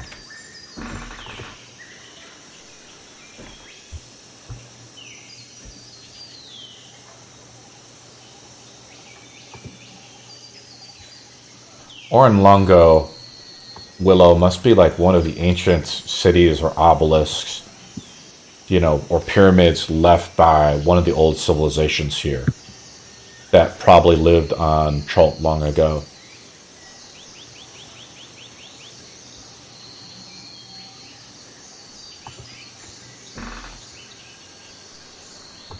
A massive brick and stone ziggurat rises from the jungle. Two staircases angle up and across from the front face, one from the right and the other from the left, to a meeting at a landing on the second level, 30 feet above your heads. The layout repeats on the second level and on a third level, but with each successive layer adds less height than the other ones below. The fourth level is 60 feet above the jungle floor and an enclosed shrine or temple. Its walls adorned with labyrinth symbols. The jungle encroaches right up next to this ancient structure. The first flights of steps are choked with creepers, tree roots, and flowering vines. It might have been surrounded by a great city long ago, but the jungle is so dense that it would take hours of searching to find it buried. To find the buried foundations and tumbled stones. I have the map loaded. It's in the evening right now. I'm going to say it's probably around 4 o'clock. So you guys have been traveling all day to find it. I can put out the models if you guys really want. Yeah, let's do that. Let's put out the models. So this is kind of what it looks like. It's just a giant pyramid. Like this. Looks like a Aztec ziggurat. Yeah, it really does. Minus the statues at that. Or it could be just like, Lego steps. Yeah? We're in Legoland now. Dwarven land. This must be the fabled Legoland. The fabled land of the Legos, where blue mist turns them into zombies that Look at all those blocks. that only eat scratch. No, I'm just kidding. I don't like Legoland. Well, let's walk forward and see what we need to do. Make a perception roll, Chef. Maybe we should make camp. I don't think we should go in today, but up to you guys if you want to go in the evening. 19? You see it way up on the top? There's an entrance or something, right? There's something up there at the very top. You see some light flickering inside.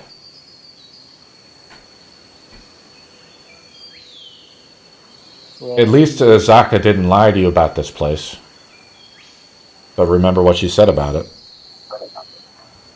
Do you remember, Chef? Yep.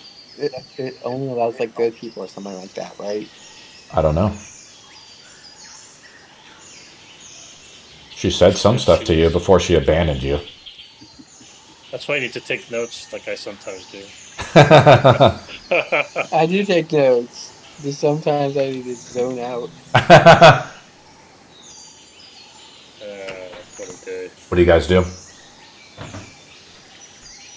Y'all want me to go in now, or should we like go to? I think we should wait make a till camp. morning?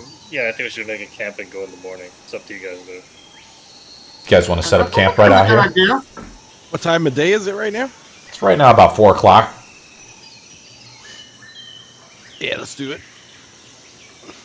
Ooh, I play some music while you set up the camp. Willow is going to make her magical journal appear and start to sketch out what she sees of the outside of the temple. I mean, I'm looking at the model, which is pretty awesome. Willow, there appears to be like an unnatural draft or something coming from... You look at the way like the leaves and stuff of this particular ziggurat is built. It's like... You see like the leaves blowing out from these 2 large statues. Something's unusual about this place. But it is precious. You know, must be something built and very old. Can I roll an investigation check on the things in the front of the stairs? You got to move up and touch them and stuff. You got to move up and look at them. Do you want to do that? Yeah. I follow her up there just to keep an eye on her. All right, yeah, let me adjust the time then. Backup's always a good idea.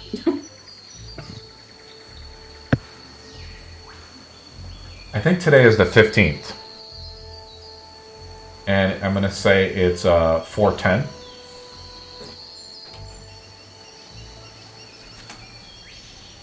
$4:10 in the afternoon. Yeah, I just posted the time right there for you guys. I'm moving Willow up, and then Thorne said he also wanted to move up as well, correct? Yep. Okay, That's so I'm going to move Thorne up with you, Willow. As you look at these 2 giant statues, right? And there's like a lot of brush on the steps. And Willow, you look over to the right, and you see this tiny little creature. It's all black. It wears a mask. You've heard about these maybe in your stories, have you? Is the mask similar to what we retrieved, like with like the animal face on it? Scratch is sending a message or something. He says everyone in Zoom. This one, so Everyone. Willow, this must be one of these like spirit. This is the spirit thing, or one of the spirits of the forest, Ooh, right? Can I do a history check to see what I remember about those? It like tilts its head as it looks at you with like some curiosity as you open your book to try to find some other knowledge based on this creature. You pointed out to Thorne, and it's like a tiny little creature. Let's see if I can zoom in on its model. The Scratch kind of rejoins. This is what it. Wonder. This is what it looks She like. thought I was a. Oh, this is an hero when I animal of first sorts? appeared. It's got a little. This is a custom model I made, right, with the help of some people. But this is what it actually looks like. And I'll link you guys more of a picture. Oh. This Is it an Is that what I think animal? it is? This is what it kind of looks like from your perception. It's. Alright. I mean, you look at it, Thorne. It just kind of tilts its head at you, a little bit with some curiosity. Oh my god! So I try to approach it and befriend it with my animal handling. You kind of like walk closely, like very slowly, and it just kind of tilts and looks at you. Willow can make a history roll first, right? She's like looking through her books, though. Maybe like she's got a lot of like carrots and stuff in the books, and she tries to recall certain things. Okay. You find as Thorne approaches it, it takes you a minute to go through this, but we'll do something with Thorne first. Hold on, let me pull this thing up.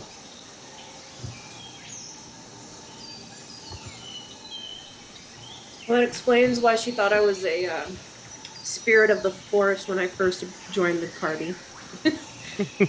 That makes so much sense now. We are roughly the same size.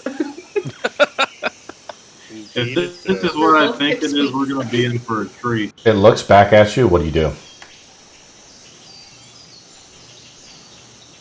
I mean, it doesn't really. It just has like a mask on. You look through it. The mask, it has like no eyes or anything like that. The mask is like solid and white. The rest of the body of it seems to be like nude. But you don't see, as you kneel down to it, there's like no genitalia on it. Not non-binary. So I tried to befriend it with my animal handing. Rolled a 26. How do you try to befriend it? I'm going to move the rest of the group up. I sound like Scratch is trying to be involved a little bit. You're trying to befriend the statue? Is that what we're doing here? No, the little animal. Okay, I was gonna say, like, what the hell? I don't even think you guys are even close enough to see this, huh? So I kind of reach out and try to like touch his hand and see if he's like, be real easy with it.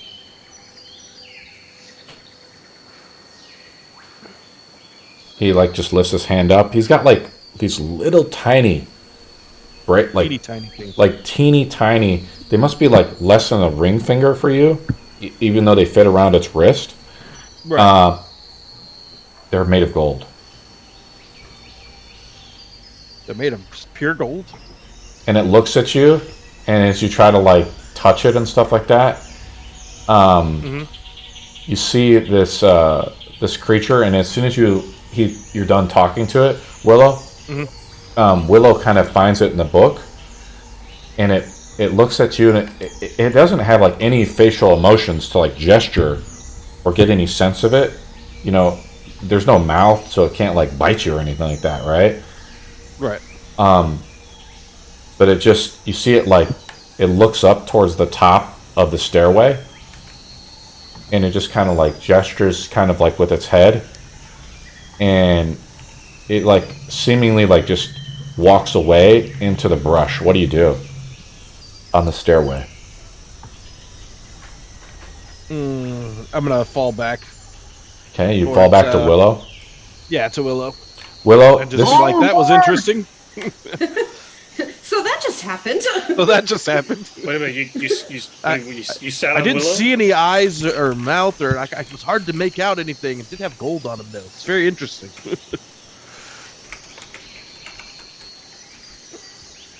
Were we able to see that? Yeah. What was that?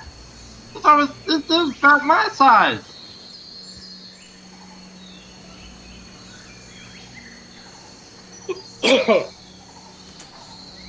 Turn to Willow, look at her. Do you know what it is? Give me just 1 second. I have to look up something real quick. 'Cause I've never heard of that before, and I want to make sure.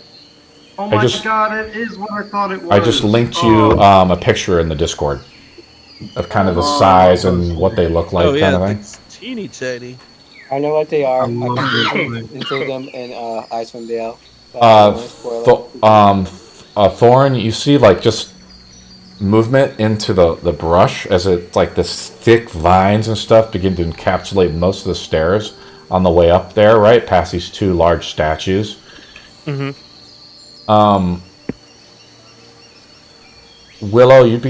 Willow wants to make, originally when she came up here, she wanted to make an investigation roll on the statues.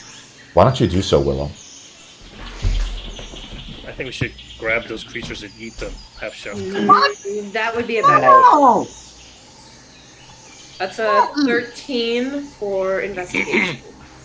Chef score to everyone. Willow, something is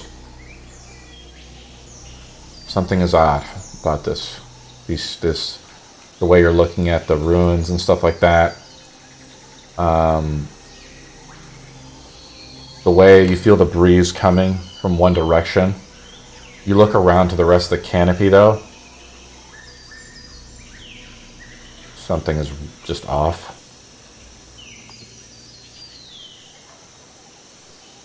Like a burrito.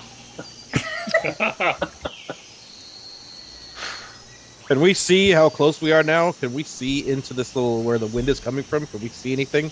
I do have dark vision, by the way. I don't know if we can see anything just from where we're standing. This is the way the model is. It's only, Make a perception roll, Thorne. Okay. You told us it's afternoon, so it can't be dark, right? It's not pitch black. Well, no. anything. I'm trying to look inside of the little area where the wind is coming out of. I wanted to see if I could see in there. Yeah, make a perception roll to see if you can gauge where the... make a perception or nature roll to determine which direction the wind is coming from. Let's go with my perception. While they're doing that, Scratch, 18? out of curiosity. Odd. Sorry, I didn't mean to interrupt you. Yeah, odd, Thorne. The wind seems to be coming from the top of the pyramid. The way it's like... you see it like rustling the leaves. But it's like a constant current of wind. And then you look around to some of the surrounding parts. How distrustful of magic are you, Thorne? I guess I'm not very distrustful of magic.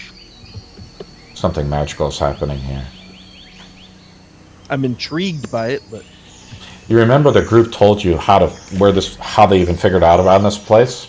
They helped a local guide here back in that they met in Port Naranzaru. They took the guide to a place called Firefinger, which was this giant lighthouse. In that lighthouse, they found a relic for the guide. And the guide told them that there was a spirit of the woods, or a spirit of the jungle. And it lived in a place called Orolunga. That's where you guys are at. okay. What do you guys do? Orolunga. That's a name that's constantly coming up. Out of curiosity, Scratch just starts walking up the ziggurat. Vorn follows. Scratch, you want to walk up to the ziggurat? Yeah. Gonna go in now, I guess. All right. Somehow I didn't save Frodo wants Vorn. to try to follow or see if they can find the little entity again and follow it. You look up the stairway a little bit, Willow, right? As you kind of flutter your wings a little bit. You just get a sense that something is going on here, right? But you can't quite put your finger on it. You look up, though, the steps a little bit. The Chewingi that you saw is right up there. It's right there. It seems to be playing with something with its hands, but you'd have to get closer to see what it's doing.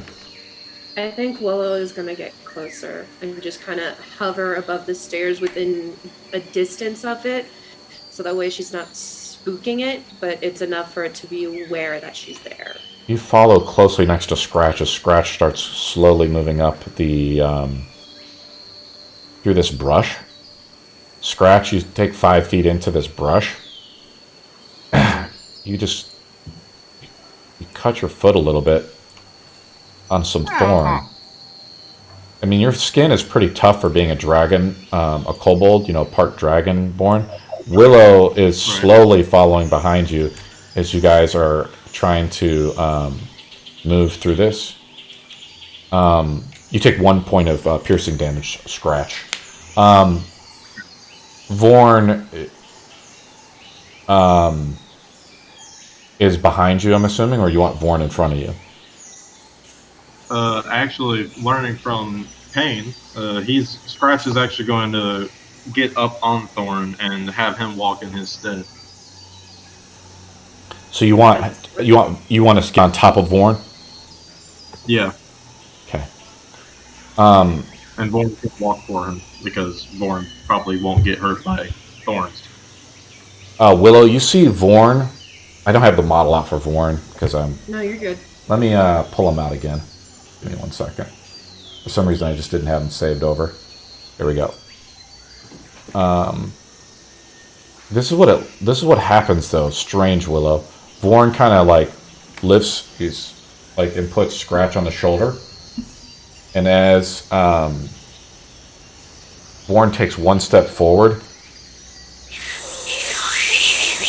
the winds pick up, and you feel the like repulsion is like pushing Thorne back, like backwards, and the Chewinga like they looks down on you, Scratch, as this is happening, like just kind of tilts its head a little bit. And I'm gonna say that you have to make a dexterity saving throw, Scratch, to stay on him. Yeah, that's fine. There's the save. Roll it. We'll say the DC is 15. 14. You fall off of Thorne, so you take 1d6 bludgeoning damage. You take Thorne takes that, or I do? You do. You take 6 bludgeoning damage. Thorne is this like strange wind erupts. You know, I'm gonna say it's like got to be like 60 miles per hour or something like that. But Willow, it's strange. It's just like encompassing, like blowing around Scratch and Thorne. You take 6 bludgeoning damage, plus you take another 1 piercing damage from the thorns. So 7 damage in total. Thorne, what do you do? So much for waiting until tomorrow. Right? Right.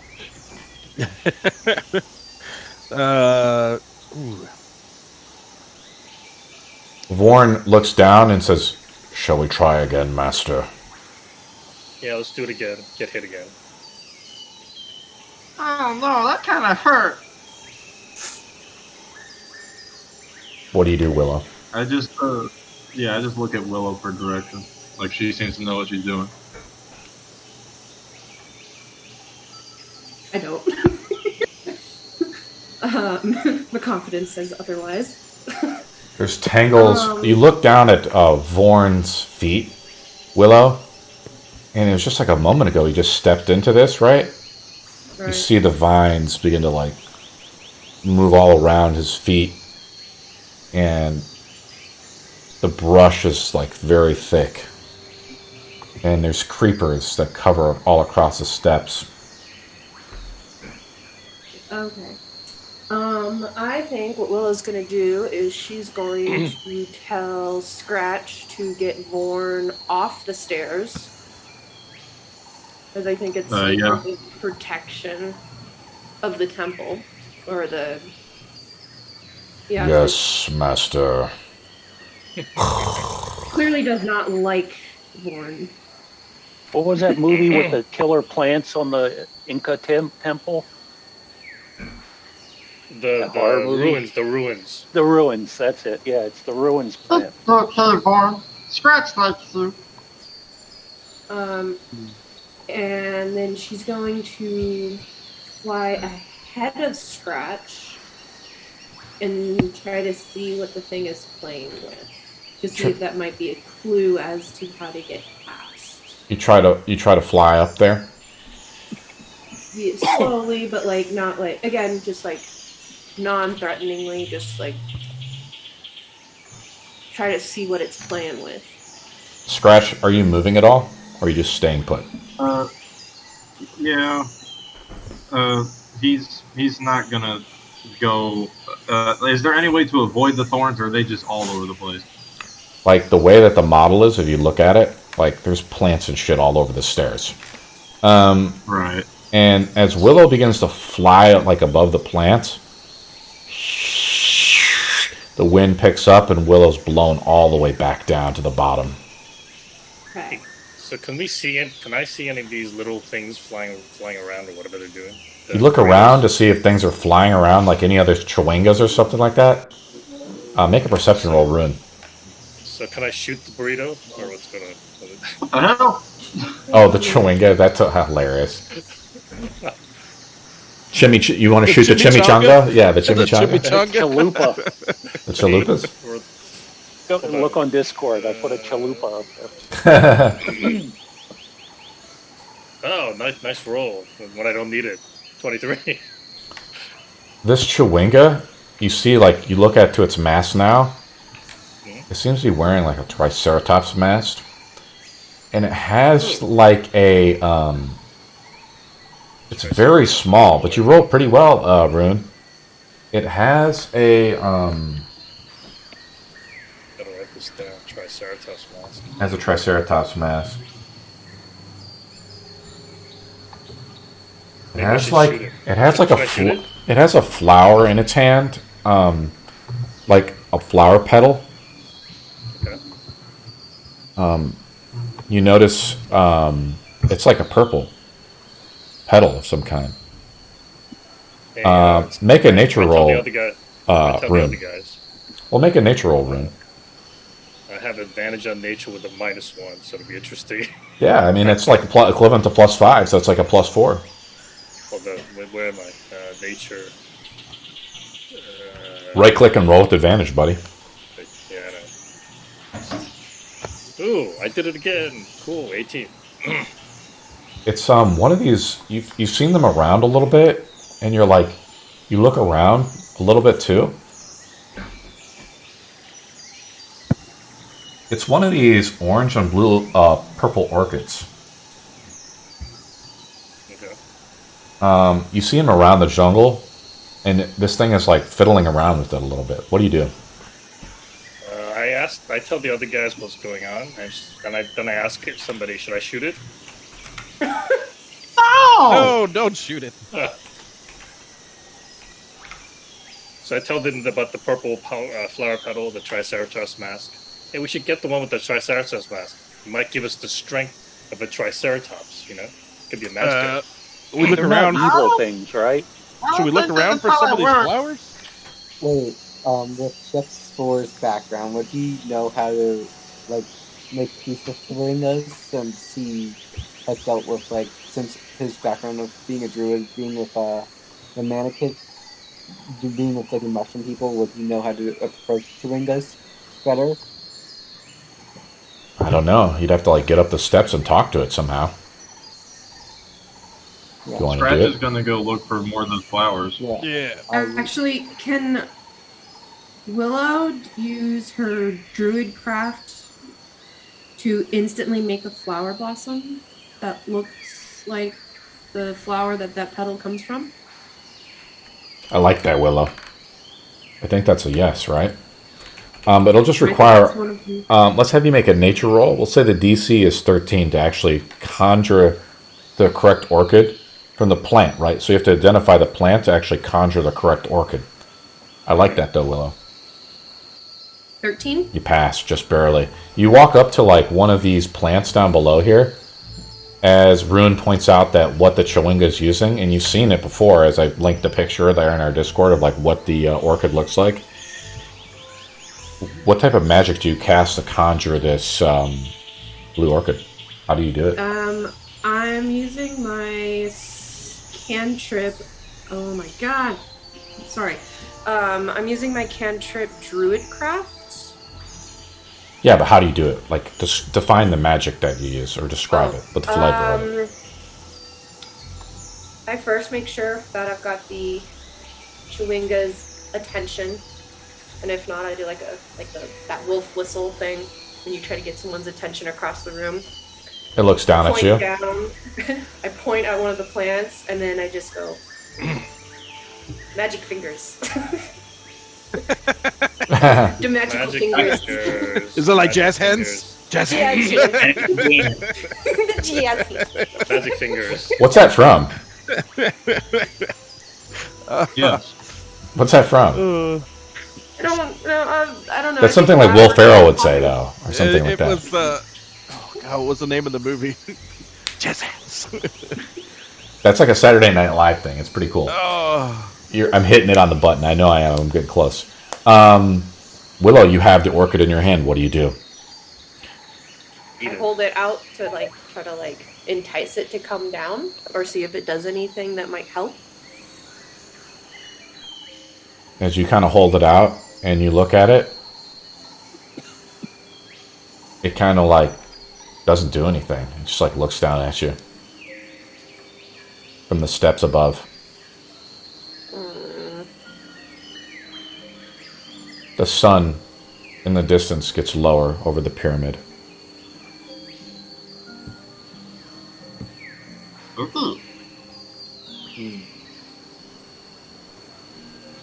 Well, before it gets too late, we should make a fire and rest and continue this in the morning. Hey, I have an off question. But were we supposed to see the Blue Man group of giants about something after we? We haven't found the ring yet.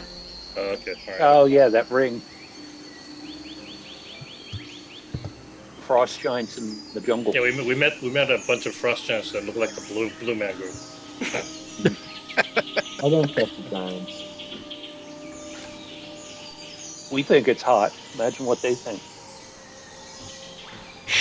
Scratcher's still standing on the steps, and the vines Yeah. around you, they kind of begin to like wrap around your feet a little bit. Not to the where they're point where they're like choking it off. Like they're not hostile in that way, but or like entangling you in any way. But they're just very thick. Thorne, can you pull me out, please? Yes, master. He pulls you out. Thank you. That was getting a little weird. Like the plants were alive or something, but that's not possible. Plants don't think.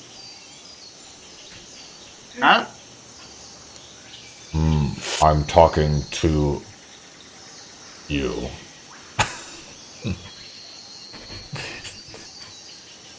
Joyous day! Existentialism! I'm talking to you, damn it! I'm talking to you. Oh boy, existentialism! I always like that before going to bed.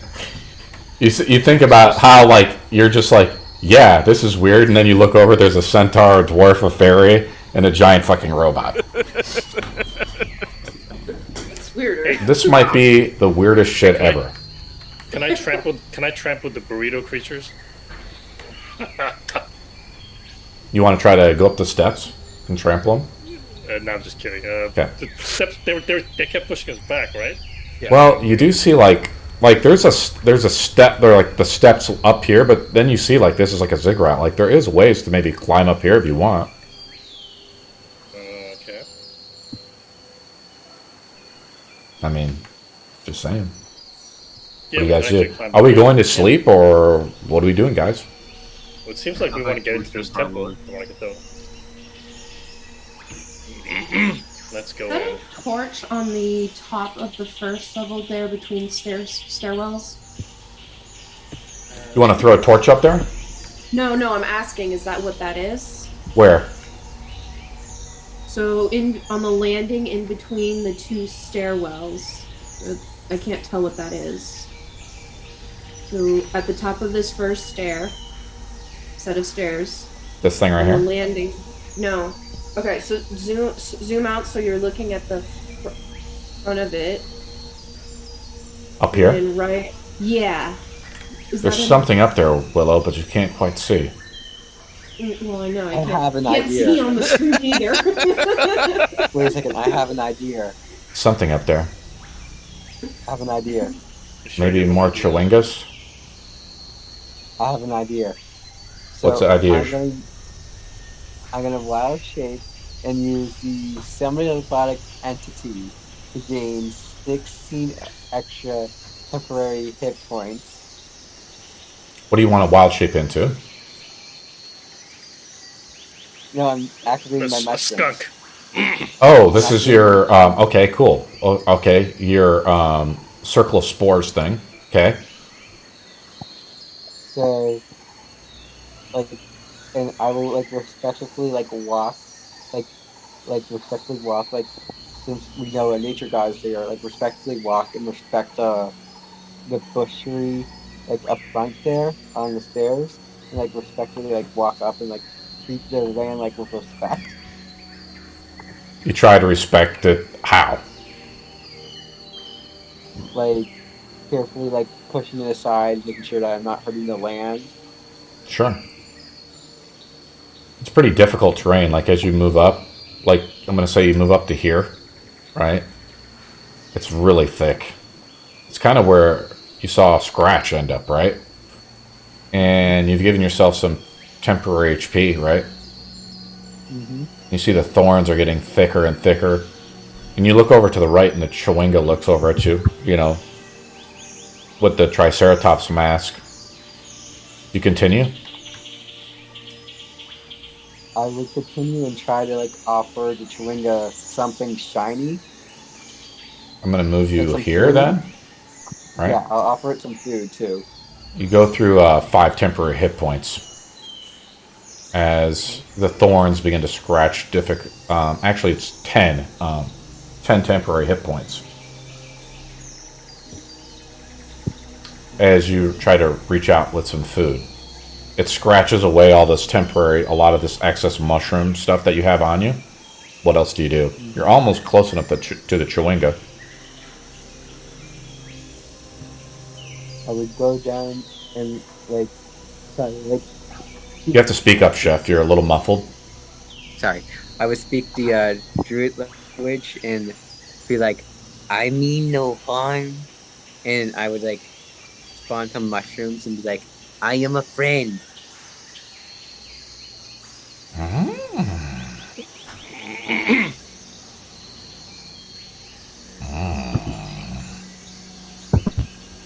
Just kind of moans, I guess, back at you. Exactly, Arun. You see it has one of the blue orchids in its hand. And as you get kind of closer to it, you take another 10 HP of damage, and it scurries up to the top of the stairway.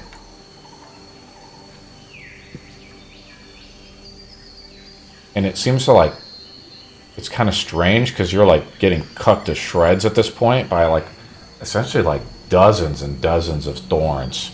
These really thick thorns that come up almost to your waist high. What else do you do?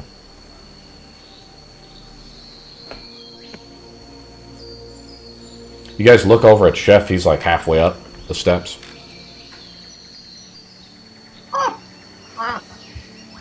Don't forget about me! He just starts running up. Scratch, can you have Thorne just like take Willow and just like have him like chuck her up the top of the stairs? Maybe we could use torches to burn. And I give you permission. I could attach you to an arrow, and you could sort of fly the arrow. Could try I that. have an idea. Since respecting the land is not working, arson. You want to try to burn them up? So can I I'm do gonna that? burn up Can I the attach Willow thorns. to an arrow? I'm going to burn up the thorns, like cast I love how your bonfire question's, on the like, totally thorns, ignored. just make a pathway for myself. You try to burn up the thorns right in front of you and around you. Mm-hmm. You guys see Chef like just casting bonfire or whatever right in front of him. And Don't expect something bad to happen. And as Chef is casting this bonfire, the Chewingas kind of like, tilt their head at this, and they see this. The thorns, as you just begin to blaze it, like smoke begins to emanate off and burn off the steps, right, from the thorns, right, being burnt. And you guys see like the smoke begins to pillow out into the sky, right? Correct? Mm-hmm. Right? And Rune, you know that like anybody nearby now might be able to see you. Yeah, come and get it, zombies. Womp womp. So, Goblin. but before that happens, Chef, is like maybe they point this out to you to see if you have a clear path, right? At least the 5 steps up. You release it, you see the thorns just reform back. What you do has no effect. It's a waste of time. As I said before, I'm going to attach Willow to an arrow and see if I can fly her up to the top somehow. Willow, do you want to be strapped to one of Rune's arrows and be shot up? It's worth a shot. Make an attack roll, Rune.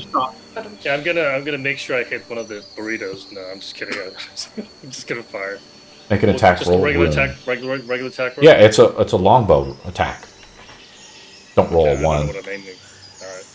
I don't know what I'm aiming at, but all right. You try to aim up the stairs to like launch her up there. 19. Willow, what do you have equipped on you? That's a dangerous question. You be more precise in your Yeah, what question? do you have equipped? Yeah, your armor, your weapons. You're about to I not have it have equipped. light armor, which is a I mean, what's in your hands right now? Nothing. Besides, I've got the orchid that I grew. All right. You shoot Willow up into the sky, and the strangest thing, you see her get launched up, Rune. As you launch her up, it's like, imagine shooting something so far into the sky, it just becomes a slight, like, dot, right? And then the dot becomes so faint and nothing, right? It's like something impossible. And then you look as Willow, the arrow strikes right in next to the this sigil or whatever, right?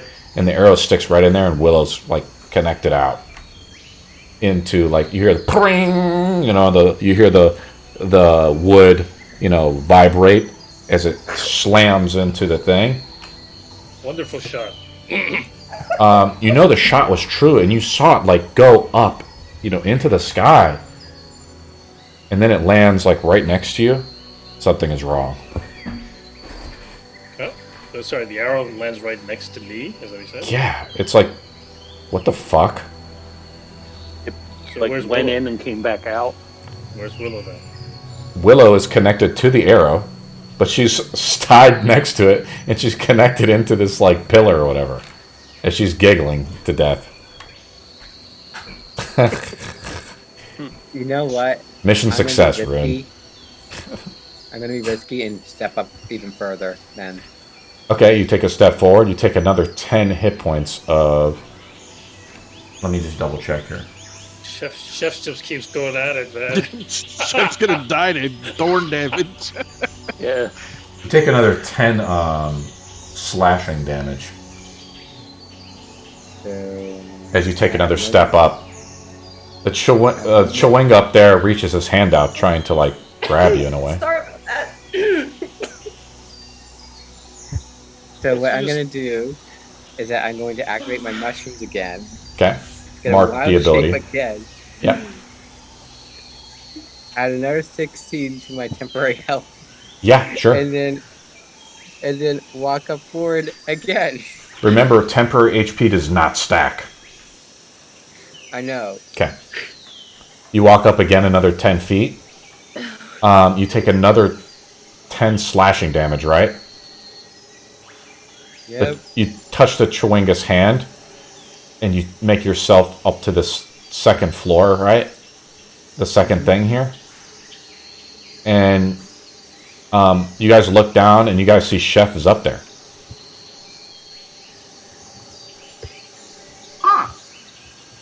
That looked extremely painful. I will dance with the Chewinga. Chewinga's dancing. The Chewinga starts to dance with you. What type of dance? Are we doing like the Macarena or something? We're just doing a victory dance. Or You know, dance like- an Egyptian. Are we doing the John Travolta dance? See, Chef, this is why you got to get your webcam to work. I want to see you fucking dance. Yeah, Egyptian. Dance like an Egyptian. This is what I'm doing, okay? Yeah. Are they having a dance battle without me? This will not stand! Scratch just starts running up.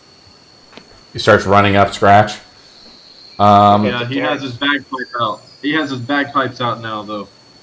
Oh boy. It starts to get pretty thick. It starts to get pretty thick, Scratch. You start getting cut pretty bad when you get to about here. I told you about the horns. Scratch is going to... You take 10 slashing damage as you quickly run up to the first set of steps. Right. Let's just run up and get hit by the thorns. He just went through a bunch of them.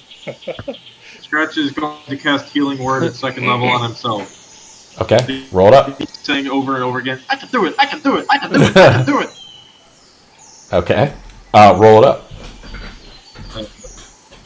Yep, roll for healing. I heal for 12. Do you want to keep running? A net game of... I'm going to keep running. It's pretty difficult to quote-unquote run, as it's like so damn thick. You're like just pushing your way through with your little lizard body. You take another 10 slashing damage as I move you up another 5 feet. You seem pretty... Yeah. You don't seem deterred, but you're moving up pretty good. Willow, before I go back to Scratch, Willow is still connected to a bow and arrow, or I'm sorry, an arrow, which is stuck in the side of the wall. Thorne, what do you make of all this? Thorne's a little confused as to what the hell is going on at this point, and decides to go, instead of climbing up these steps, I'm going to go and climb up the side edge over here to the further right of the statue.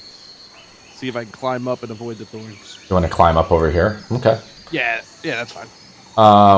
Willow, what do you do, Willow? Herself free with her sickle. You take your little sickle out and you chop like the way I guess it's tied around you or whatever, being shot by just a bow and arrow. Creative, but it didn't really work. Well, that didn't work. Nice try. Oh, my stomach, I haven't laughed that hard in a while. I actually cried. Oh my, I had to mute because I was cackling. I'm in on top. Yeah, let's go to, let's go back. You look down at Scratch and you see, Chef, you see Scratch getting cut up pretty bad. What do you do? I would go to Chewinga and start talking Druid, like, what's the answer to this? Tell me, my friend. It looks back at you, and it looks over, and you see, like, a bunch of ruinous rock on this next level of steps, right? Mm-hmm. The stone is crumbling from age and decay. Ooh, what if this is the path that the guy was talking about? This is like gravel, Chef. It's like very coarse stone. It's not like sand, but it is like gravel. Wait, since I have a very adept understanding of Earth, because, I use a lot of, like, earthquake, earth magic, would I know, like, how to walk up these steps properly because I'm very attuned to the Earth? You tell me what you're trying to do.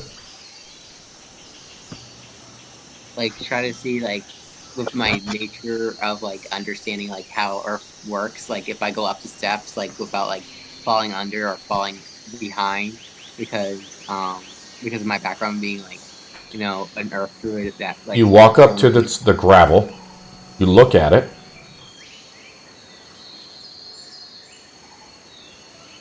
at the base of the step, you look over to your left.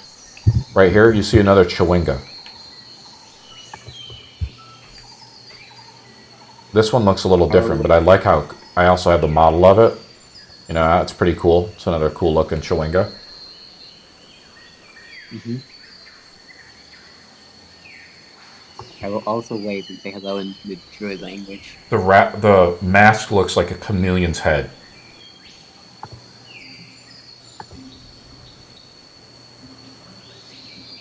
It seems to be carrying something, but it seems to be obscuring it from your vision.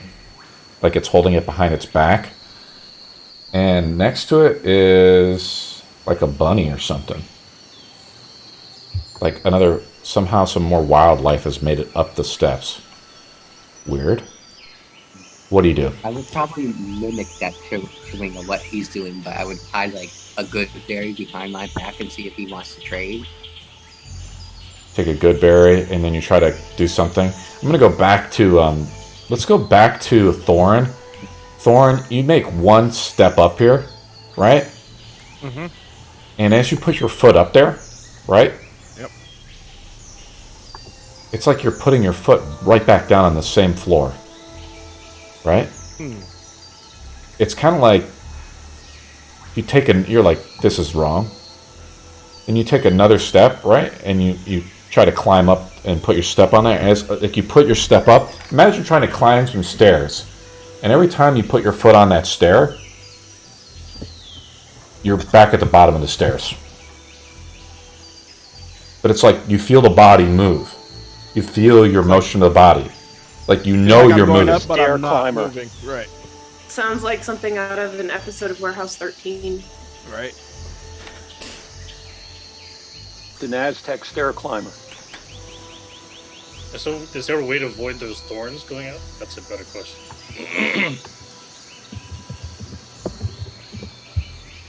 In the hand of this Chewinga, you see that it has the blue orchid, right? And Chef, I'm going to go back to Scratch. Scratch, what are you doing? And Thorne sees you kind of maybe getting hurt, and he says, "Are you okay, Master?" He says as he just sucks a tear back into his eye. What is your status? Dead. Status is pain! Almost dead. What do you do, Scratch? I'll just keep powering through it! As he continues to walk through the...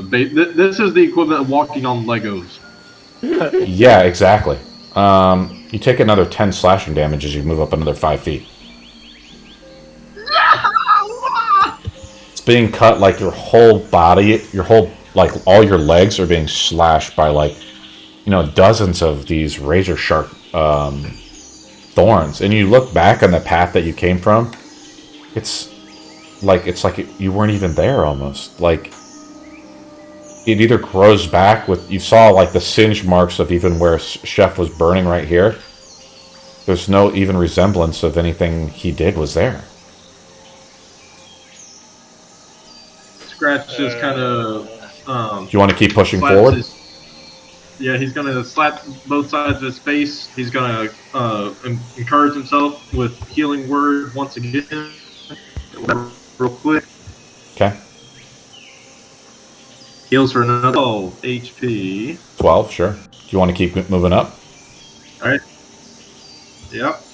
And he's going to, before he moves, he's going to... Let me read this real quick. Okay. Am I able to at all, like, if I were to, like, cast Long Strider on myself, would I be able to move through it faster and not take more damage? Unknown.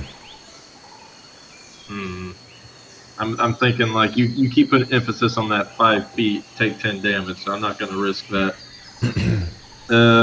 Yeah, it's kind of like, okay, you're running faster through lava, but does that mean you're going to take less lava damage? The lava. Exactly. Yeah. Odo, what do you think? Gonna power through it. I'm just checking this out. I'm trying to think how to get through this. I literally feel like the hyenas from Lion King right now. Do you want to keep moving up, Scratch, or what are you thinking? Yeah, I'm going to keep moving. We're going to need a long rest just to get everybody healed up again. You move up another 5 feet, and you take another 10 slashing damage. Am I within reach of one of those guys? The Chewinga is like looking down at you, though, the other one, with something hiding behind its back. Chef, you almost can like see what it looks like. Make a perception roll as it turns its back to you. Ooh. This one has like a little cape, though, so I'm going to say it's like hiding it's under its cape. It looks like it's holding a key. Ooh, 22. It's holding like a feather. What do you do, Scratch? I'm going to reach out towards the Chewinga. You move up the last like 5 feet, really, before there's like the next plateau, right? Wait, before I do that. Sure. Actually, no, I can take that damage. Okay, yeah. You take another 10 slashing damage before you make it to where your safety. And the Chewinga like pulls you up with its free hand. As its other hand is behind the back. The bunny like hops off in the way, right? I'm gonna keep holding its hand and clasp it with my other one and just vigorously shake it, saying, "Thank you, thank you, thank you, thank you, thank you." You look down at your legs, though; they're all like cut to shit. My footsies hurt. Status Master. You can come up now. Should I come up, Master? Yes. Come on.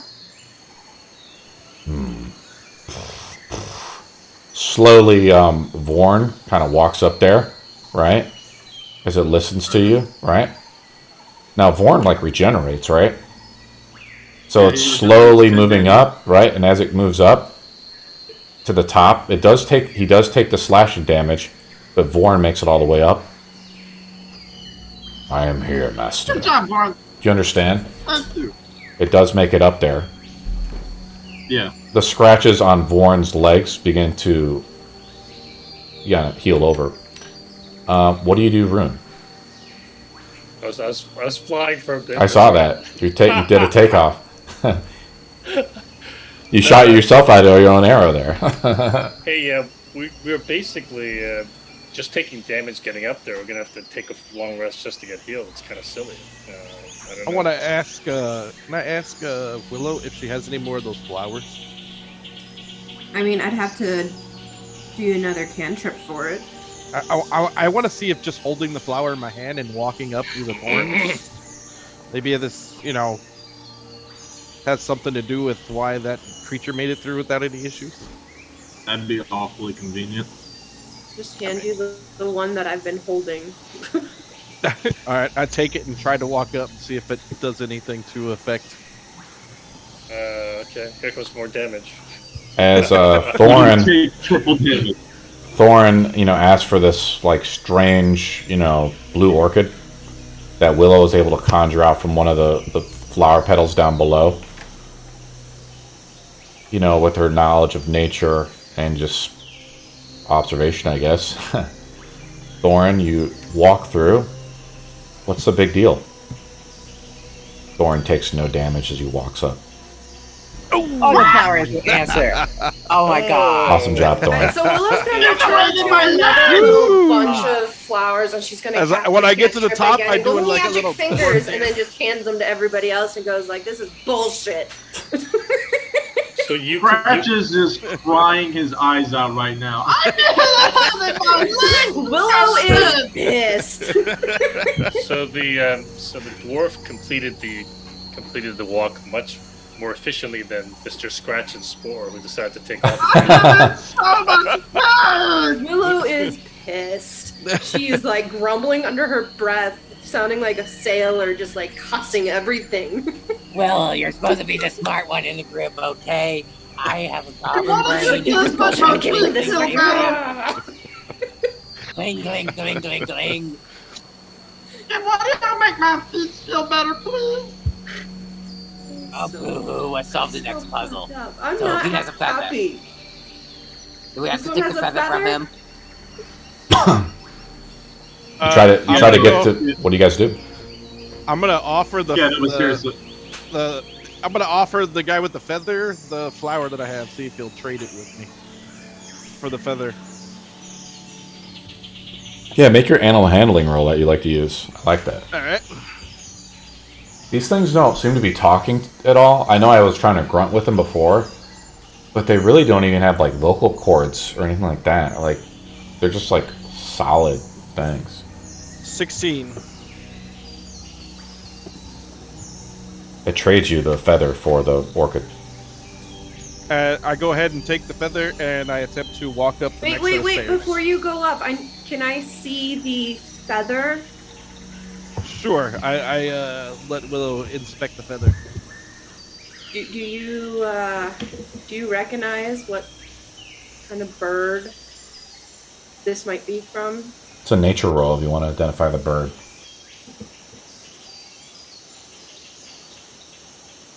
My God, stupid phone. Sorry. Let's all admire, Scratch's model. It's freaking sweet. This little kobold model here. It's pretty awesome. It's got a bag and a bagpipe. 3, so that did not work. Unfortunately, you can't identify it, but someone else could, obviously, if someone else wants to make a roll. Who is equipped with someone can identify it. I'll wild probably into could've that, and you guys can could. pluck a feather. Can that be an animal handling roll too, or is that? No, it's a nature roll. Nature roll. Okay. A 5. The DC's 13, so Rune is the other guy who can roll on it. I rolled a 17. I already rolled. 17. That's a roll already before you said that. I'm gonna say Thorne gets it. Thorne, you look at look at it, and this is a parrot. A red parrot. Yeah. Seems to be a parrot feather, guys. Cool. So I'm gonna shapeshift into that, so everybody can pluck a feather. That's gonna hurt. Yeah, but you know what? I'll take one for the team. I like that, 'Cause Willow. she's I really like that. Pissed. Like, she's pissed that the answer was right in front of her the first time. She's not going to make that same mistake again. I pluck every feather off of her bird body. You guys all have one of these feathers. Alright, we're going up. Willow, do you shapeshift back into your form, or do you stay as a parrot? No, I'm going to shift back into myself, and then before I go up the stairs, or before Scratch goes up the stairs, I'm going to cast Healing Word on Scratch. Scratch, how badly injured are you? I posted in the chat how much HP I have. Yeah, Getting low? I don't think you should heal them. I think you should make them suffer. So who is... 7. Okay, so who's going up these steps and how? Or the gravel? We need that flower, though, don't we? How Tell much me. HP did that heal? I've got the feather, and I'm going up the steps. Yeah, Yeah, the sure. feather and Is the it- flower, and I'm going up the steps. So I'm going to say Thorne tries to go up first, right? Yep. He has the feather in his hand, and you take a step onto the gravel, right? Mm-hmm. This is like, it's the strangest thing. This is like crumbling earth. It's being like, it's decayed and aging. And you look at the sun on the temple, right? Mm-hmm. That's strange. The sun is now coming in from this direction. But a day hasn't passed yet. Huh? Interesting. Right? I'm gonna stick You- the feather in my stomach label. Thorne, though, you try to, like, you take a step up and you just slip right back down. Something is wrong. Oops. The crumbling, like, of the gravel, just like, you, like, step forward and it's like, you try to catch yourself and you just slide back onto the step. It's the ruins. And Thorne, maybe in some frustration, you notice the other Chewinga, he just fucking picks up one of the feathers just right off the ground over here. Oh my goodness. There's just like another feather just laying around. Kind of weird. Scratch is gonna look for one of those feathers. What do you do? Scratch? Scratch is just gonna look for a feather that's already on the ground. Okay, you have a feather that you got from wild-shaped willow, and then you go searching for another feather. It takes you like a minute or two, right? As you kind of come over here looking around a little bit. I think Chef said he wanted to try to go up, right? Well, I would actually look for a real feather then, since a fake feather is not the answer. Really? You think it's the fake feather? Well, Thorne had the real feather that he traded from the Chewinga. He didn't have one of the feathers from my wild shape, and that didn't work. I kind of think out loud to the okay, group and say, maybe we need both objects in our hands to make it past the next step. Yeah, I'm going to try to go up with the feather and the flower. Okay. You take a step up. The gravel like shifts a little bit under your feet. Take another step. Seems to be working. You continue? I'm doing Easter! Chef, do you continue? Yeah. Chef continues taking some more steps with both the feather. And it's pretty alarming. There's another Chewinga up here.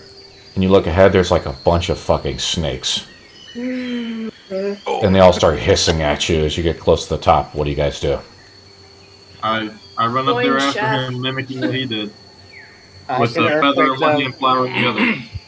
Yeah, but we don't have but the one. We didn't have a whole bunch of flowers, did we? We gotta get flowers. Yep. I made Have we searched for flowers? Everybody but one person had a flower, right? Everybody but, I think, Chef was the only one who didn't have a flower. Chef and Scratch, right? And Thorne, No, because I Thorne. traded mine. And Thorne. Born didn't Yeah, have one. I traded mine to the So we're missing 3 flowers. Yeah. I'm gonna Okay, stick can I cast my cantrip of Druidcraft again? Make sure we have at least 3 more flowers. You begin searching around, Willow, as you guys are just a few flowers short. And the Chewinga, like, follows you a little bit. Right? As you're kind of, like, looking around. And the Chewinga's, like, close by you, right? Mm-hmm. And you're almost as big as... Trust issues here. The Chewingas is almost as big as you, right? Like, if you look at the models. I mean, if you also look at things... The Chewinga's actually, like, tiny. It's probably, like... It's smaller than you. It's probably, like, half of the size of you, Willow. So it's really tiny. But you're just kind of walking around. Make another nature roll, Willow.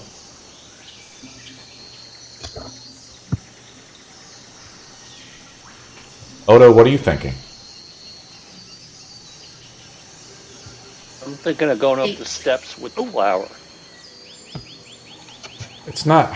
As you're kind of like having not... You're not having the greatest success.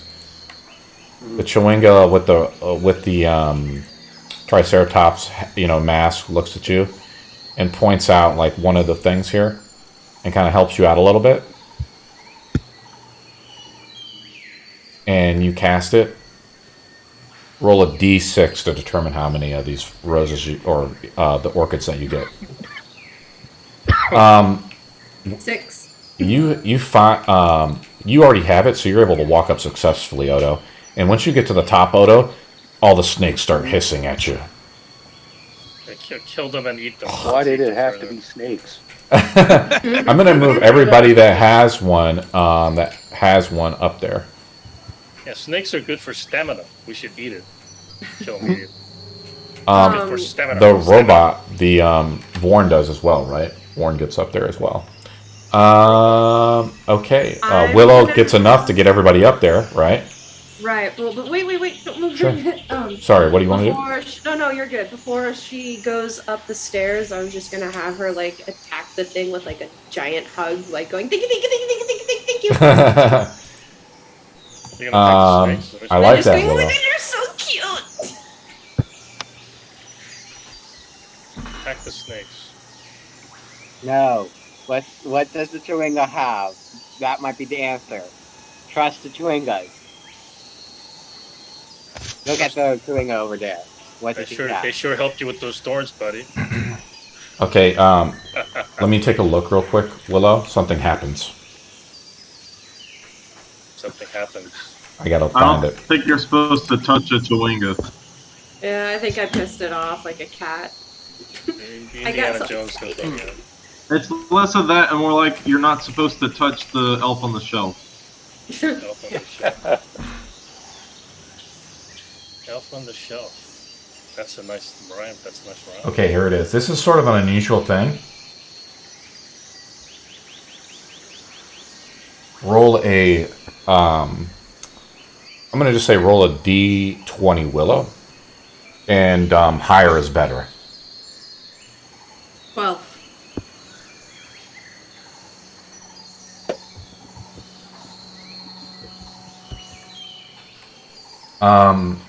You gain some magical effect that comes onto you, like a charm of some kind, some natural, basically a boon. You basically can cast the equivalent to Potion of Heroism onto yourself once, and then it vanishes from you, okay? This is what I'm going to link you directly the ability of what it is, okay? But it's basically like casting the heroism spell on yourself. Gotcha. As you feel like a blessing. Oh, Scratch can do that.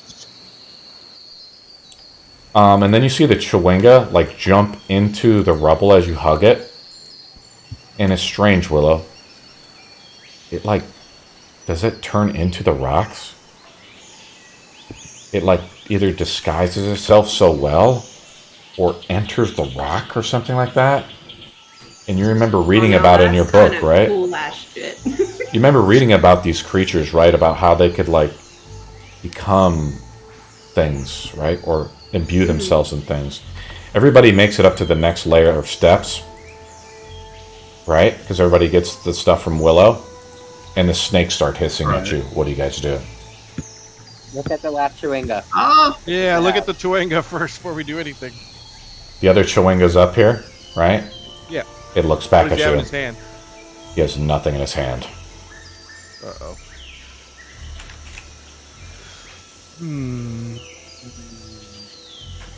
And I use animal handling to try to calm the snake. Yeah, let me look at this real quick. Like the snake. The Chewinga up here has the mask of a mongoose. It has the red parrot's feather in its hand, and the orchid.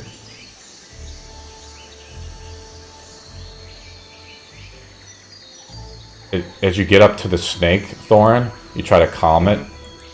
The snake hisses back at you.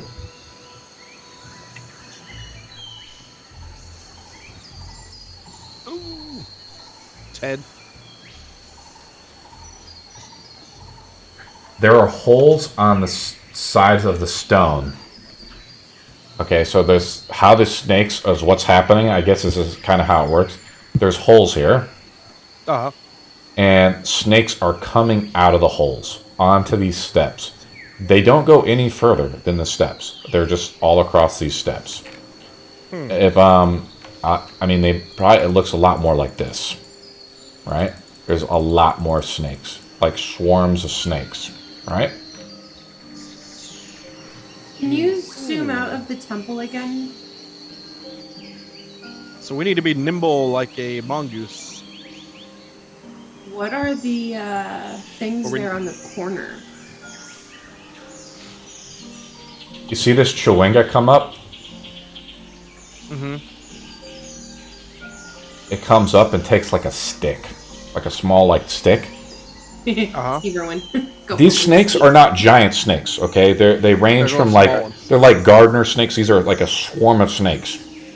So there are literally dozens, 100 snakes or something out here, right? But they're all slithering around and they're coming out of tiny holes in the sides of the stone. The Chewinga comes up, takes a little stick and hits the fucking snake over the head, kind of conks it out, It's Right. whack-a-mole. like whack-a-mole's a snake. Mm-hmm. Yeah, whack a snake. You see the Chewinga take the snake through its mouth, like its little mask mouth, Uh-huh. and you see it start to go down the mouth. He eats the snake? He like eats the snake, and you see the Chewinga slither its way up. Ooh. the Alright, I top. try to do the same thing. I Okay, reach for a copy snake, Chewinga. try to Copy- smack the copy snake and eat one. Chewinga. I looked for a stick and copied what the Chewinga exactly did. Everybody's doing it. Everybody tries to do it. Yep. Okay. Everyone makes a DC Right. 10 con save. Scratch is not at all going to think about the fact that he's consuming another reptile. No. Thorne, I have a question for you. Are you evil? Dad, Thorne, are you evil? Or do you consider yourself Yeah. evil? Yeah. Thorne is not going to Yeah. respond to me. He's like, no, I'm not going to answer this question. Maybe he can't hear you. I don't know. I think he's muted. I think he muted himself again. No, I'm not muted. I'm here. I'm sorry. Just in deep concentration. Yeah, I was in deep concentration. Repeat that again. Thorne, are you evil? No. I'm neutral. Kind of neutral? Yeah. Okay. But chaotic neutral. The DC is 10 to save on this. 16. So this is what happens. Did anybody fail the saving throw? I didn't. Yep. Who failed? I saw someone roll. I saw Scratch fail. What was the saving throw for? I didn't even roll it. As you try to swallow the snake. The DC, Like it's a auto? DC 10 con save. We're all trying to swallow snakes. If you're telling me you are you? Yep. No, I'm not eating a snake. What are you talking about? Rune does not want to eat steak. Otto does not want to eat the snake either. Right. Okay, so Otto and Wanna Rune eat don't. Snake. Everyone else eats a snake, correct? Yes. Yeah. How do you go up the stairway? I follow the same path that the chimichanga went. You get on your belly and you begin to slither your way up, like on your way up, like kind of like mimicking the snakes, and you make your way up. The So image of the chick who climbed up the temple comes to mind. so I'm gonna look. I'm looking at who passed it. Willow passed, right? Yeah. Just slurps the snake Scratch like failed though, right? noodles. Scratch failed. Scratch failed. Scratch, you take 16 psychic damage, and you're unable. The effect has no effect on you. Just keep. I'm sorry. You say I take 16 psychic damage? 16 psychic damage. I think he's out. I'm dead.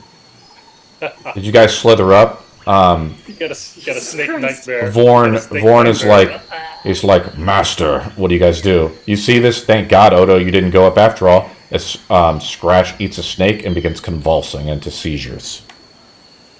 Heal him. How do you heal him? Cure light wounds. Roll it up. Scratch, you take a stack of exhaustion as you drop to 0. I feel like I'm back at the temple watching that happen. Scratch, it's so weird. As you come to, you swear you were just out for a moment. The sun is right overhead. Did a half day go by already? I am hurt. Willow's gonna cast a healing word level 2 on Scratch. Are we resting as this time passes? I mean, it's like long rest Time automatically. is doing some weird stuff at the moment. Rune, time seems to be passing weird, or the sun is moving weirdly around the temple, or the temple is moving, or something weird is happening, right? Right. But you still feel pretty tired from traveling all day. Right, Rune? Okay, so we're time traveling. Your hooves are still pretty tired, right? Scratch, you heal yourself again for 9. Scratch, do you heal yourself again for 9? Yep. Are you out of spell slots now, buddy? Out of second level spell slots, yeah. Okay. And Master. Willow also casted a healing word on Scratch as well. You look down. Yeah, I added that too. You look down beneath the snakes, Willow. They're all hissing, and you heal them with the healing word, right? Because you can heal them from a distance. What is the healing word that you say to heal them? Right? Because it's like What a did I word. use last time? I want to use something different this time. Kahlua. I'll use my cat's name. The power of Kahlua. Liquor, or the liquor, Kahlua. Yeah, that's what I was thinking about. I'm thinking about white Russians. Thorne turn says alcohol? Kahlua. Thorne, I love it. She was Okay, just cool. like, what the hell are you doing? What do you guys do there? So, as you're looking up, Vorn like picks you up and stands you up, and says, "I cannot eat." Why don't you just have Warren carry you up? I'm pretty sure snakes can't hurt you. So When he tried the carry thing last time, he got blown down. try walking through the snake. So we have to eat the snake to get past the snakes? Is that the deal? You gotta eat it and crawl up like a snake. Vorn is trying to. You're trying to have Vorn slither up. Yeah, without eating a snake. Walk up. Just walk up. Can be done. Yeah. Every 5 feet he travels, we do damage to Vorn. Is that what we're gonna do? Is Vorn immune to psychic damage? No, he's only immune to poison. Okay. So yeah, he's gonna take the damage. You see, if he takes 1 step forward, Vorn is like, as Vorn takes 13 damage. And every round he stands here, he takes 13. I'll keep rolling damage. So it might. Don't stand at one spot. Run! You want me to keep going? Yeah, he can't stand in one spot. He's gonna get hurt more. You want me to keep going? Yes, sir. Okay. All the snakes seem to be coming around him. From what I understand, he can move up. He just takes a shit ton of damage. He has a shit ton of health. He can take Yeah, it. I mean, he can do it for sure.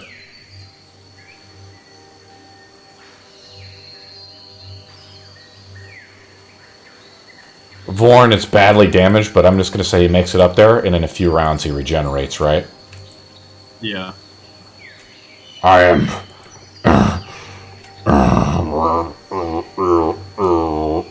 safe, master. Oh my god, what did I do? Don't worry, Thorne, I'm coming! I just scramble towards the stairs and I just grab the first snake I see and I try to swallow it. Make another saving throw. The DC increases by 1 every time you fail. Oh, that's fucked up. Alright, let's do this. Let's go. Come on. Let's go! As we get close to wrapping up the session.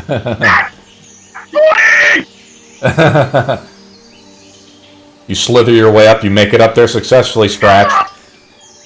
The only 2 last people are Odo and Rune. Are they going to do the same thing, or they're going to be left behind for now? Yeah, I guess we don't have a choice since everybody's kind of hanging in. Eat the snake. Eat Roll- the worm. Both roll saving throws. Yeah, with the rolls today, I'm going to probably mess up. I love it. You guys are the smart ones. You guys let everybody else fail, and then you guys are the last one standing. Odo Yeah, takes and I failed. Odo takes 16 psychic damage. Ooh. What the hell? And Rune is able to get up there. Odo makes another saving throw if he wishes to continue. Everybody's taking like... Do you remember, 60 Odo, you remember something that Azaka said, though? She said talking about, like, walking a path, right? Walking the path of least resistance. You heal yourself? I'm gonna heal myself. I have the feather in my stomach navel. Roll it again, Odo. My nose. The D&D is a fun interactive game, especially when you roll like shit. Yeah. If you won all the time, it wouldn't be fun. Roll again. Hey, Scratch has already forgot the fact that he almost died. Nice. His worry was replaced There we for go. Thorne's safety. 19. Oh, Everybody makes it in. And I'm going to move your guys' models in, and I'll describe what we see, and this is where we'll end the game for today. Ooh, pretty. Alright. I'm just going to move your guys' models in here. Thorne is having a hard time making it in, because he's a little big. But Vorn's too tall. I think Thorne is a little too tall. I'm just trying to move Thorne everybody will else. guard the gate. I think Rune is too big, too. Rune, you fat ass. Yeah. But, hey, look, I've got the flower in my tail, so it's fine. Thorne just looks down at Rune and he's like, fat ass. Badass, damn it. But I can trample you, so I can trample you. I don't think you can trample Thorne. I don't have to trample Gorn. I just have to trample you. Oh no, please don't. It looks pretty nice in there, huh? God, we're all gonna be like Just need to take out the master. And it, Thorne will protect me with his life. And I will probably try to do the same thing because Scratch is an innocent, sweet child that wants to protect everyone. Hanging. Are you a child? Are you a child? Really? I mean, he's young. He's young in age, but he's past maturity for a kobold. Hey, I see treasure. I see treasure. Damn it! There's 3 people in. There's 3 people in here, or 3 creatures in here. There's a giant, what I can only describe as a giant snake. Hanging lamps illuminate the room, while incense burners fill it with exotic scents and curling smoke. Cushions and reeded mats cover the floor. Pots of blooming flowers line the plastered walls, and singing birds flit from plant to plant. An immense snake with iridescent scales rests on heaps of cushions opposite of the doorway. It rises slowly to a height of 5 feet, staring directly into your eyes as it moves. Its face is remarkably human-like, and its tongue flicks before it speaks. I am Sasha Nabas. You are the ones you were supposed to meet. Artists. And this guy right here looks over at you, right? I'll zoom into his model a little bit. He has like a dragon friend, like another kobold, really. That's the best way to describe him. Kind of a smaller kobold-looking guy. And I'll just describe him as well. He's a stout yet sturdy human. He cuts a striking figure. Gray hair coiffed immaculately. Deep brown eyes peering out from a tanned, handsome face. But the longer you look at him, the more the facade falls away, revealing a worn and weary man of a certain age, face plastered with makeup to hide weather damage and wrinkles. He moves with strength and speed, however, and appears too comfortable with the adamantine dagger at his belt. And you see it. I think Willow, you successfully made the roll with the giants, correct? About the ring? With the ring, right? Yes. I don't think you did. See, I was just thinking that. I'm like, that plume doesn't look natural, and it looks almost icy-like.